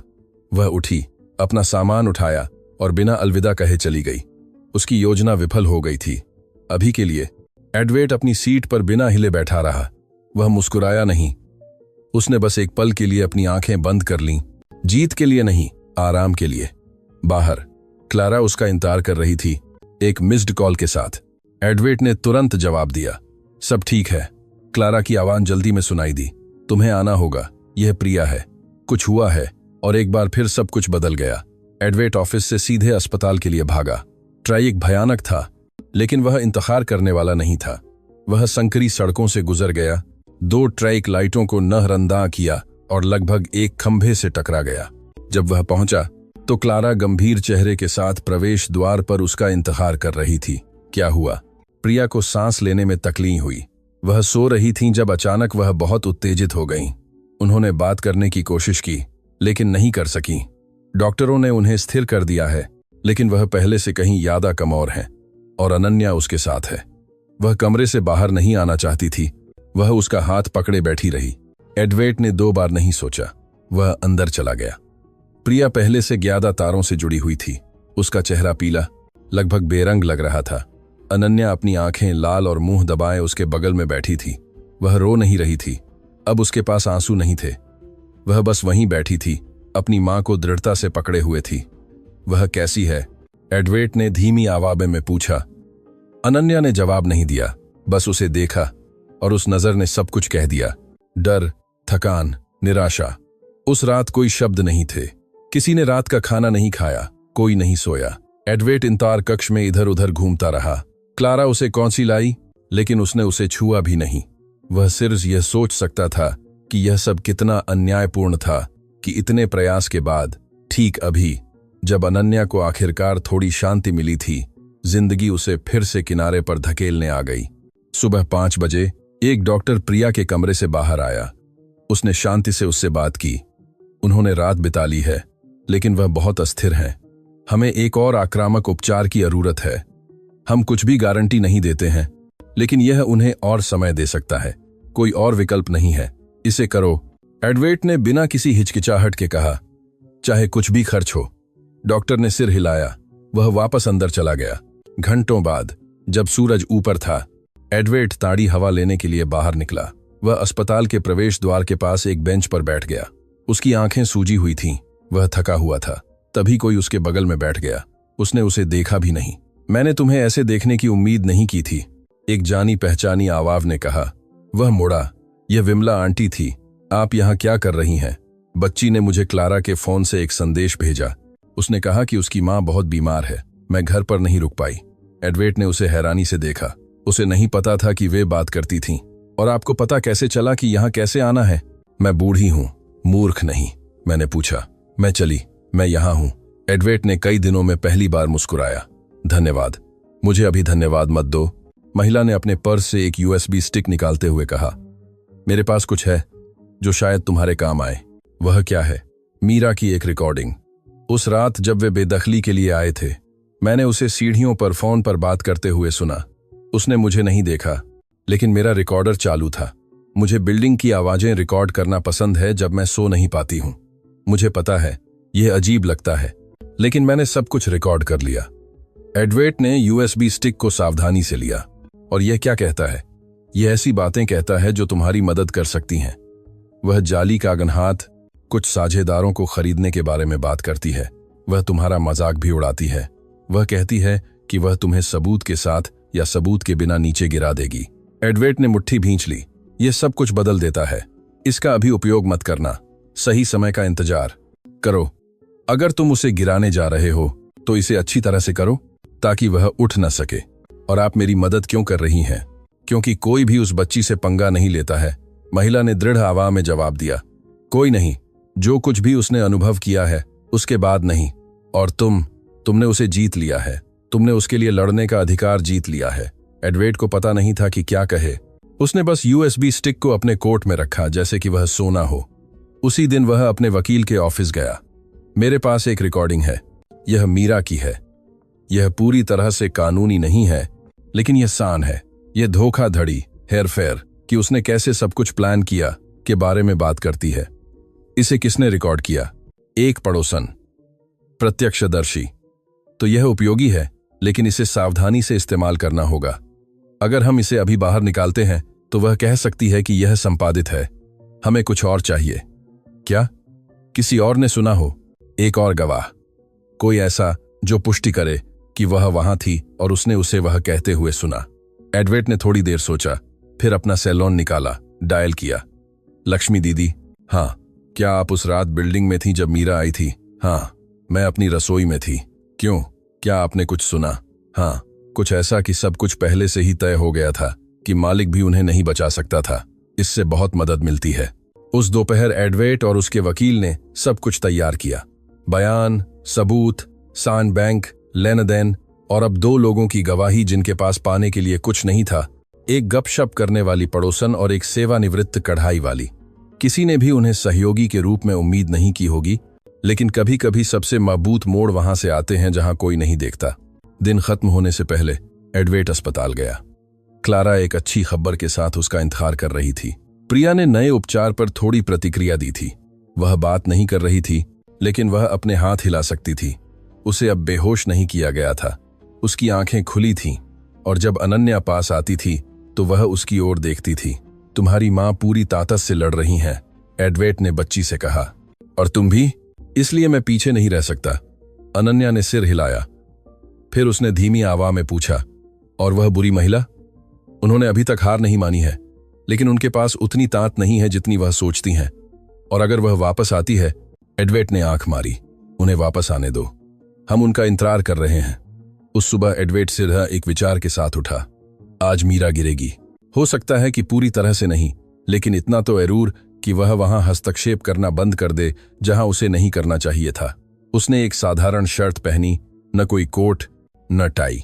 वह व्यवसायी नहीं दिखना चाहता था, वह इंसान दिखना चाहता था, जैसा कि वह वास्तव में महसूस करता था। ऑफिस पहुंचने पर माहौल तनावपूर्ण था। कोई ज्यादा बात नहीं कर रहा था। कुछ ने उसे शिष्टाचारवश नमस्ते कहा, दूसरों ने मुड़कर भी नहीं देखा। मीरा अपने केबिन में थी, शांत, जैसे कुछ हुआ ही न हो, मुस्कुराती हुई। उसके हाथ में कौजी थी और नए चश्मे थे। जब उसने उसे गुजरते हुए देखा तो उसने मुश्किल से भौहें उठाईं। सुप्रभात, एडवेट। हम देखेंगे कि वे कब तक रहते हैं, उसने बिना उसे देखे जवाब दिया। वकील पहले से ही मीटिंग रूम में उसका इंतजार कर रहा था।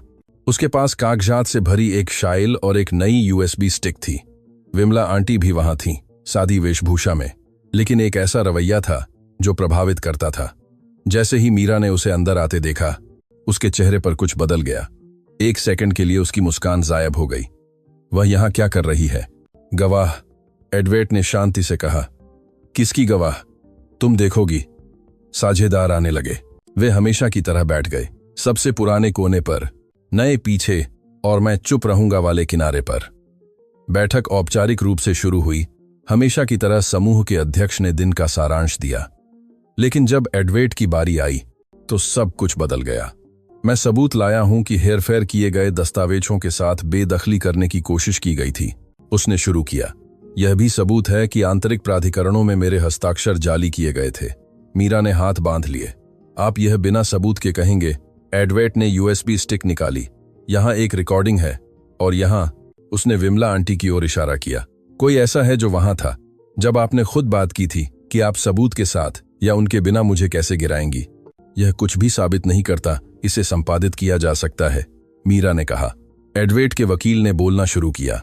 रिकॉर्डिंग के अलावा हमारे पास एक पड़ोसन की दूसरी गवाही है जिसने बातचीत का एक हिस्सा सुना, और जो अगर यह बढ़ता है तो गवाही देने को तैयार है। माहौल बदल गया। कुछ साझेदार अब मीरा को उसी विश्वास से नहीं देख रहे थे, दूसरे कागजात देखने लगे। एडवेट ने उस पत्र की प्रतियां वितरित कीं जिसमें उसने बिना प्राधिकरण के कानूनी फैसलों को संभालने के लिए आंशिक शक्ति का अनुरोध किया था, और फिर वह दस्तावेज दिखाया जिसका उपयोग उसने अनन्या और प्रिया की बेदखली के लिए किया। इस दस्तावेज पर मेरे हस्ताक्षर हैं, लेकिन मैंने कभी हस्ताक्षर नहीं किए। यह साबित नहीं करता कि यह मैं थी, मीरा ने कहा, जो और ज्यादा तनावग्रस्त होती जा रही थी। तो कौन था? फाइल का चूहा। घबराहट भरी हंसी हुई। परिषद के अध्यक्ष ने चुप्पी के लिए कहा, फिर सीधे मीरा से बात की। क्या आप समझा सकती हैं कि आपने परिषद की मंजूरी के बिना दस्तावेजों का उपयोग क्यों किया? मीरा कुछ सेकंड के लिए चुप रही, फिर अपने बाल ठीक किए और गहरी सांस ली। मैंने कंपनी की रक्षा के लिए काम किया। एडवर्ड भावनात्मक फैसले ले रहे थे, पेशेवर नहीं। किसी को कुछ करना था। अगर मैंने आपकी अनुमति का इंतजार किया होता तो कुछ भी नहीं हुआ होता, और इसीलिए आपने हस्ताक्षर जाली किए। मैं इसे स्वीकार नहीं करती, लेकिन आप इसे नकारती भी नहीं हैं, एडवर्ड ने जवाब दिया। सन्नाटा लंबा हो गया। अध्यक्ष ने 15 मिनट के विराम के लिए कहा। सब लोग बाहर निकल गए। मीरा अकेली रह गई। विमला आंटी सीधे एडवर्ड के पास गईं। हो गया? मुझे नहीं पता, उसने कहा। हो सकता है नहीं। ये लोग सच्चाई से ज्यादा अपने निवेश की परवाह करते हैं, और वह गलत नहीं था। ब्रेक के बाद एक फैसला लिया गया जिसकी उम्मीद नहीं थी, लेकिन जिसने बदलाव का संकेत दिया। परिषद ने मीरा को प्रस्तुत सभी सामग्री की गहन जांच होने तक 3 महीने के लिए अपने कार्यों से निलंबित करने का फैसला किया है। उन्हें अभी तक नहीं हटाया जाएगा, लेकिन वह आज से सभी प्रशासनिक शक्ति खो देती हैं। मीरा ने दांत भींच लिए, उठी, अपना सामान उठाया और बिना एक शब्द कहे चली गई। लेकिन बाहर निकलने से पहले वह एडवर्ड के पास गई। तुम जीते नहीं हो, तुमने बस इसे लंबा खींचा है, इतना काफी है, उसने जवाब दिया। साझेदार एक एक करके बाहर निकलने लगे। कुछ एडवर्ड के पास गए और कहा कि वे उसका समर्थन करते हैं। दूसरों ने बस उसके कंधे पर थपथपाया, जैसे कह रहे हो, तुम अभी के लिए बच गए। वह कोई जश्न नहीं चाहता था, वह बस अस्पताल वापस जाना चाहता था। जब वह पहुंचा तो अनन्या प्रिया के बेड के पास बैठी थी। वह उसे धीमी आवाज में एक कहानी पढ़ रही थी। प्रिया अब सुन सकती थी, लेकिन उसमें अभी भी बोलने की ताकत नहीं थी। एडवर्ड चुपचाप अंदर चला गया, बिना बाधा डाले। जब बच्ची ने कहानी खत्म की तो उसने उसे देखा। और आपका कैसा रहा? हम जीत गए, लगभग। उसे निकाल दिया गया है, उसे निलंबित कर दिया गया है। वह अब कुछ समय के लिए कुछ भी नहीं छू सकती। अनन्या ने सिर हिलाया। वह मुस्कुराई नहीं, लेकिन राहत सा दिख रही थी। और क्या आप ठीक हैं, एडवर्ड? उसने एक पल के लिए सोचा। मैं थका हुआ हूं, लेकिन हां, मैं ठीक हूं। अनन्या ने नजरें नीचे की। हार न मानने के लिए धन्यवाद। वह उसके बगल में बैठ गया। उसने और कुछ नहीं कहा, बस उसका हाथ दबाया। उस रात सब कुछ शांत था। बहुत समय में पहली बार कोई झटका नहीं था, कोई तत्काल कॉल नहीं थी, न कोई वकील, न धमकी। एडवर्ड अस्पताल के सोए पर अपनी जैकेट को तकिया बनाकर सोया। क्लारा घर पर सब कुछ नियंत्रण में रखकर रुकी, लेकिन सब जानते थे कि यह अंत नहीं था। यह एक आंशिक जीत थी, एक ठहराव, अगले दौर से पहले सांस लेने का एक मौका। और जिसकी किसी को उम्मीद नहीं थी, वह वही था जो आगे आने वाला था। अस्पताल अब अनन्या के लिए एक दिनचर्या बन गया था। वह अंदर आती थी, क्लारा को नमस्ते कहती थी, कमरे में जाती थी, अपनी मां के बेड के पास बैठ जाती थी और घंटों वहीं रहती थी। कभी कभी वह उससे बात करती थी, दूसरी बार सिर्फ उसका हाथ पकड़ती थी। डॉक्टरों ने कहा कि प्रिया स्थिर थी, लेकिन नाजुक, बहुत नाजुक, जैसे एक छोटा सा बदलाव सब कुछ गिरा सकता था। एक दोपहर जब वह अस्पताल के छोटे से कमरे में अपनी नोटबुक में ड्राइंग कर रही थी, तो अनन्या ने 2 नर्सों को बात करते हुए सुना। वे बुरे इरादे से बात नहीं कर रही थीं, लेकिन उन्हें नहीं पता था कि वह उन्हें सुन रही थी। वे कहते हैं कि 307 नंबर के कमरे वाली महिला के पास एक और विकल्प है, एक नया उपचार, लेकिन इसकी कीमत बहुत ज्यादा है। हाँ, यह प्रायोगिक है, लेकिन बहुत कम लोग इसे वहन कर सकते हैं। अनन्या ने ड्राइंग बंद कर दी, गलियारे की ओर देखा, चुपचाप उठी और क्लारा के पास गई। कौन सा उपचार, कौन सा दिल, जिसके बारे में वे कह रहे थे, क्या वह मेरी मां के लिए है? क्लारा हिचकिचाई, लेकिन वह उससे झूठ नहीं बोलना चाहती थी। हाँ, यह एक नया प्रोटोकॉल है जिसे वे आम आ रहे हैं। इसकी अच्छी संभावनाएं हैं, लेकिन यह महंगा है, बहुत महंगा। और एडवर्ड को पता है ना? उन्हें अभी तक नहीं बताया गया है। वे पूरी मूल्यांकन होने का इंतजार करना चाहते हैं। अनन्या ने धीरे से सिर हिलाया। उस रात वह सोई नहीं। वह क्लारा के साथ साझा किए गए कमरे की छत को देखती रही। वह सोचती रही, बिना रुके सोचती रही, जब तक कि उसे एक विचार नहीं आया। अगले दिन सीधे अस्पताल जाने के बजाय उसने क्लारा से स्टेशनरी की दुकान जाने की इजाजत मांगी। उसने कहा कि वह एक पत्र बनाने के लिए चार्ट पेपर खरीदना चाहती थी। क्लारा को कोई संदेह नहीं हुआ। उसने उसे जाने दिया। लेकिन अनन्या स्टेशनरी की दुकान नहीं गई, वह एक साइबर कैफे गई। उसने कंप्यूटर पर 1 घंटे के लिए पूछा।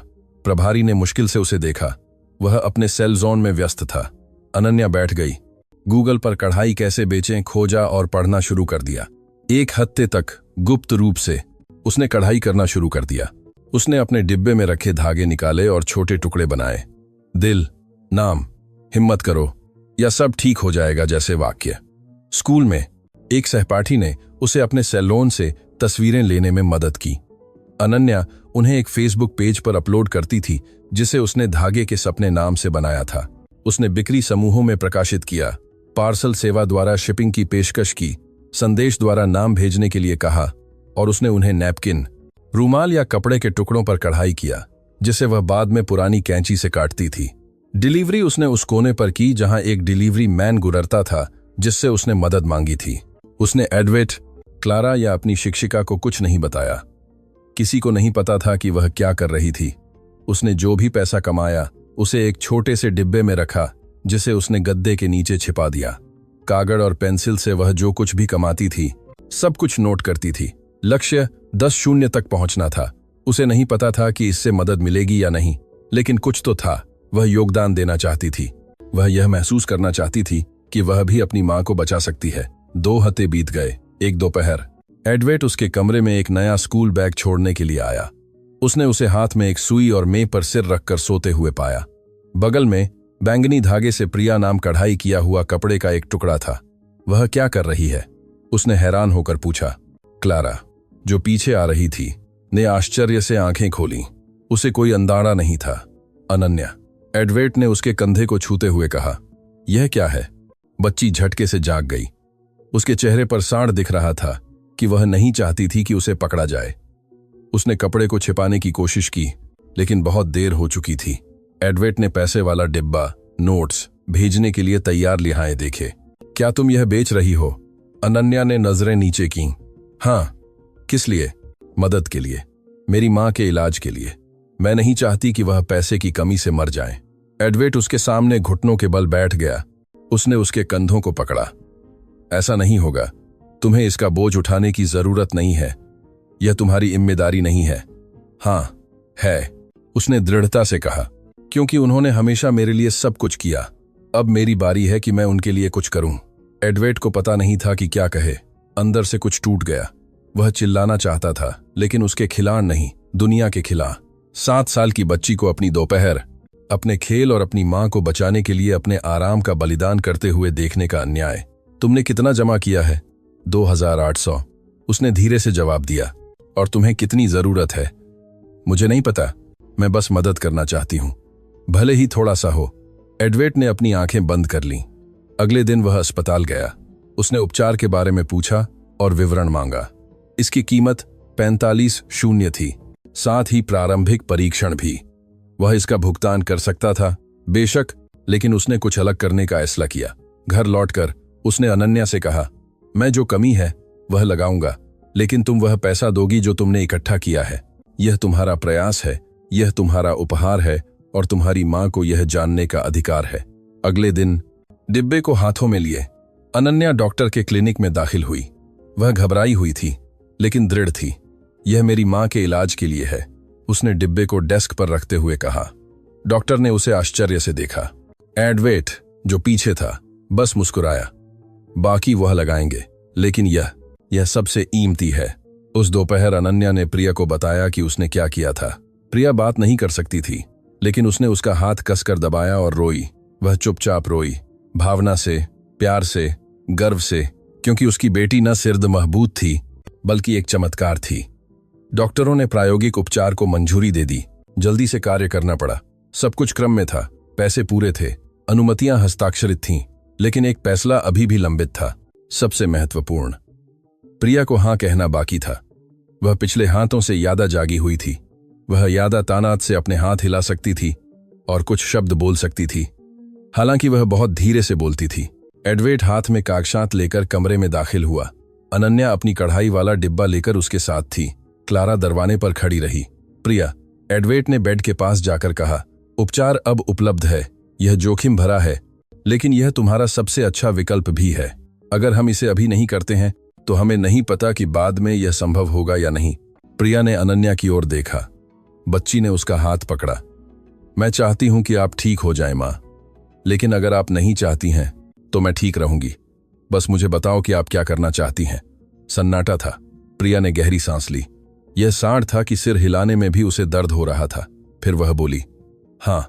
यह एक साधारण शब्द था, लेकिन उस शब्द में आशा, डर और साहस था। एडवेट ने सिर हिलाया, डॉक्टर को बुलाया और सब कुछ पर हस्ताक्षर किए गए। ऑपरेशन अगले दिन सुबह होगा। उस रात कोई ठीक से नहीं सोया। अनन्या अपनी पीठ पर बैग के साथ अस्पताल के कमरे में बैठी रही। क्लारा ने उसे कंबल से ढक दिया और उसके बगल में बैठी रही। एडवेट घर गया और बेड तैयारी की। वह जो कुछ भी आने वाला था उसमें अनन्या को अकेला नहीं छोड़ने वाला था। सोने से पहले उसने एक लकड़ी का डिब्बा खोला जिसे उसने सालों से रखा हुआ था। उसने 4 में मुड़ा हुआ एक कागज निकाला। यह उसके पहले घरों में से एक का संपत्ति विलेख था। एक बड़ा घर जिसका वह अब उपयोग नहीं करता था, लेकिन जिसकी कीमत बहुत थी। उसने थोड़ी देर सोचा, फिर अपना सेल लोन लिया और अपने रियल एस्टेट एजेंट को कॉल किया। इसे बेच दो, उसने कहा। क्या आप निश्चित हैं? हाँ, आज ही। क्यों? क्योंकि कुछ चीजें ज्यादा कीमती होती हैं। अगले दिन जब सुबह हुई तो एम्बुलेंस प्रिया को ऑपरेशन थिएटर तक ले गई। अनन्या हाथ पकड़े उसके साथ थी। वह रो नहीं रही थी, बस सीधे आगे देख रही थी, जैसे वह जानती हो कि उसकी दुनिया बदलने वाली है, अच्छे के लिए या बुरे के लिए। ऑपरेशन घंटों चला।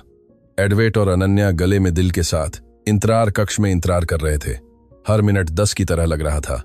क्लारा कौशी पानी ला रही थी, जो कुछ भी जरूरत थी, लेकिन किसी ने कुछ नहीं छुआ।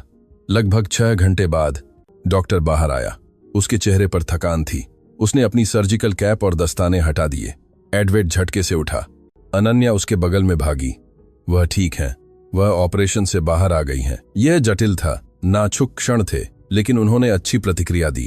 अब सबसे मुश्किल काम है ठीक होना, लेकिन हाँ, वह हिंदा है।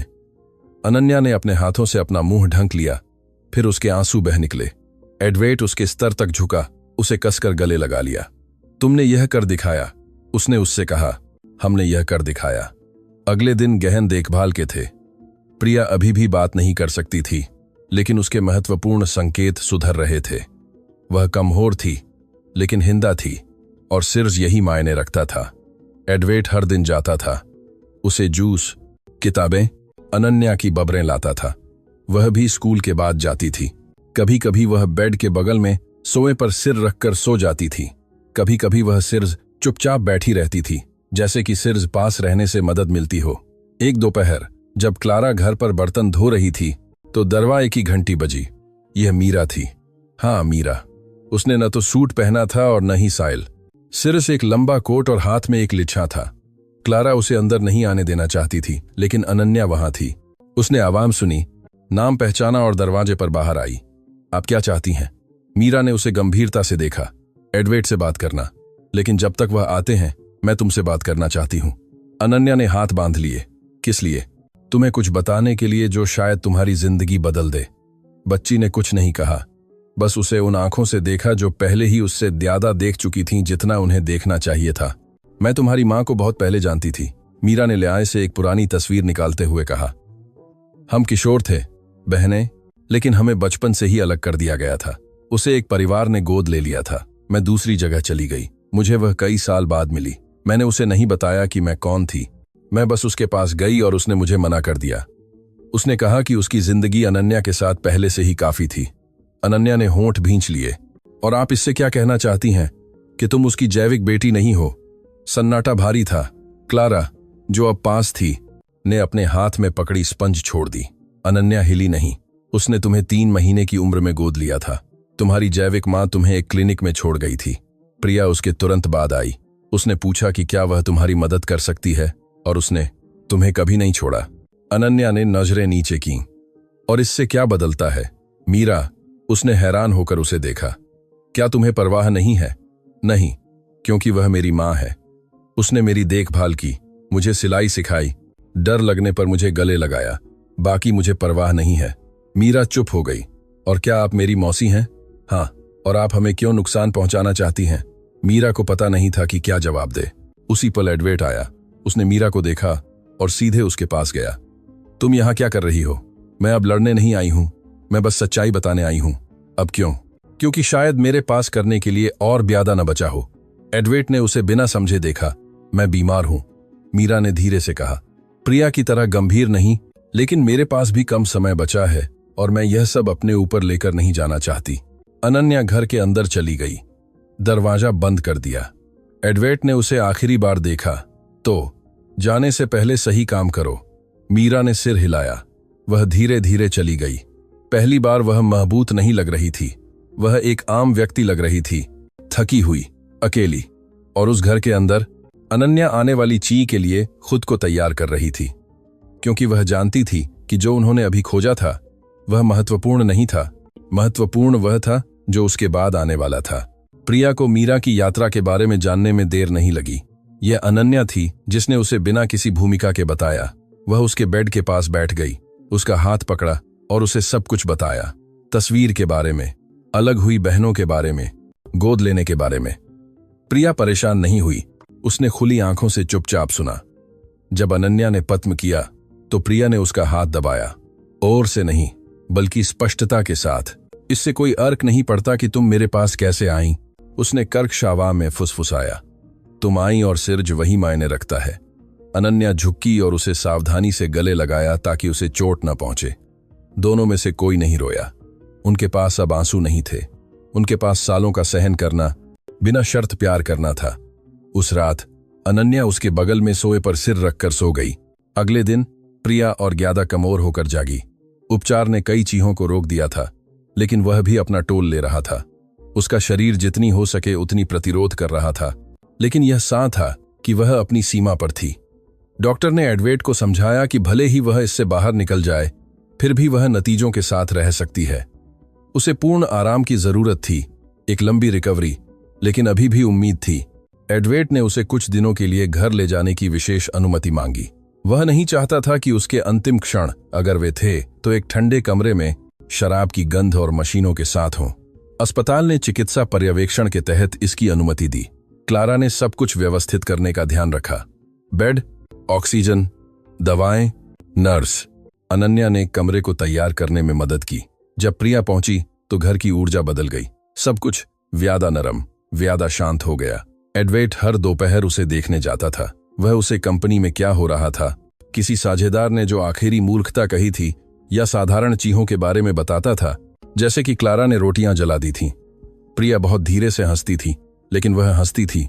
एक रात अनन्या सोशे पर एक कढ़ाई खत्म कर रही थी जब एडवेट ने उसे बुलाया।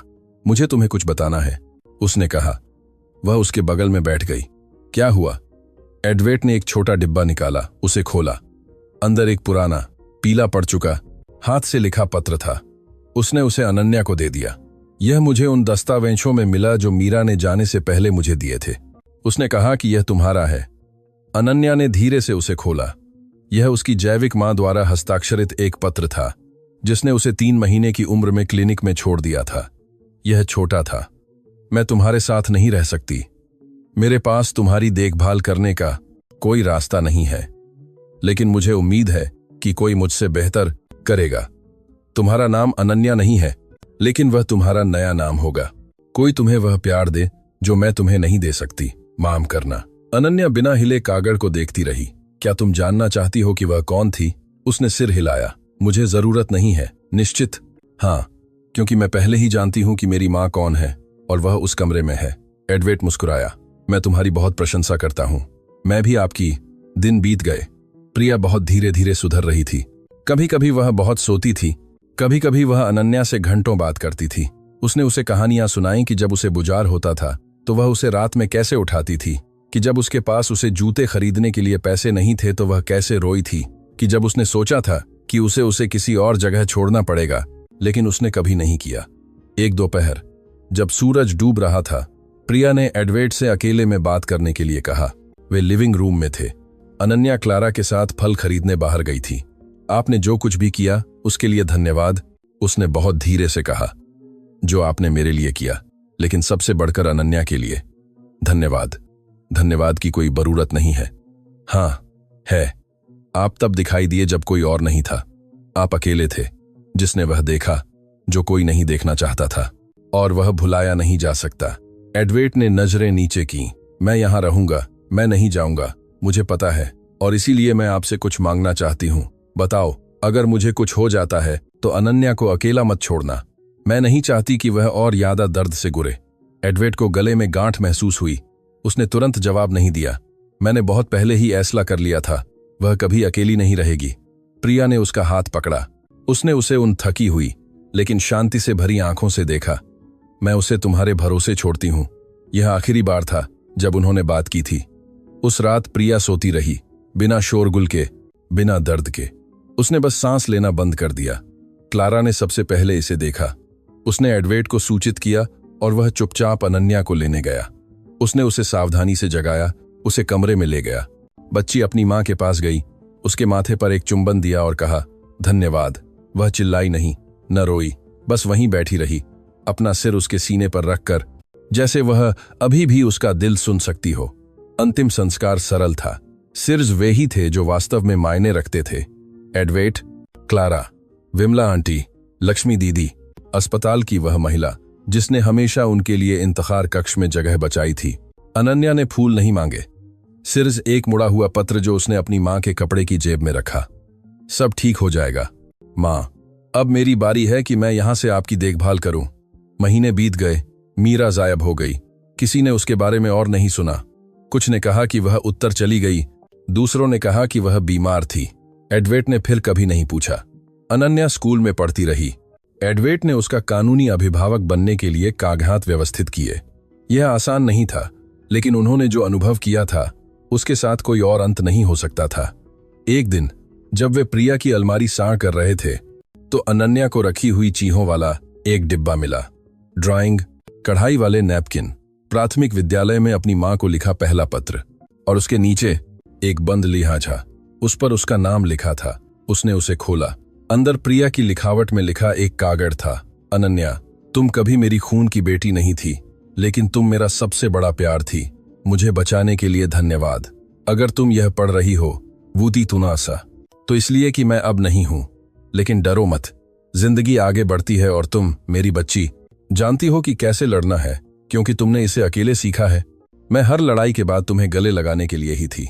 अब तुम्हारी बारी है कि तुम उड़ो और वह तुम्हारी देखभाल करेगा, जैसे मैं करती। कभी किसी को तुम्हें बुझाने मत देना। अनन्या ने सावधानी से पत्र मोड़ दिया। फिर वह आंगन में बाहर गई। एडवेट कुछ पौधे काट रहा था।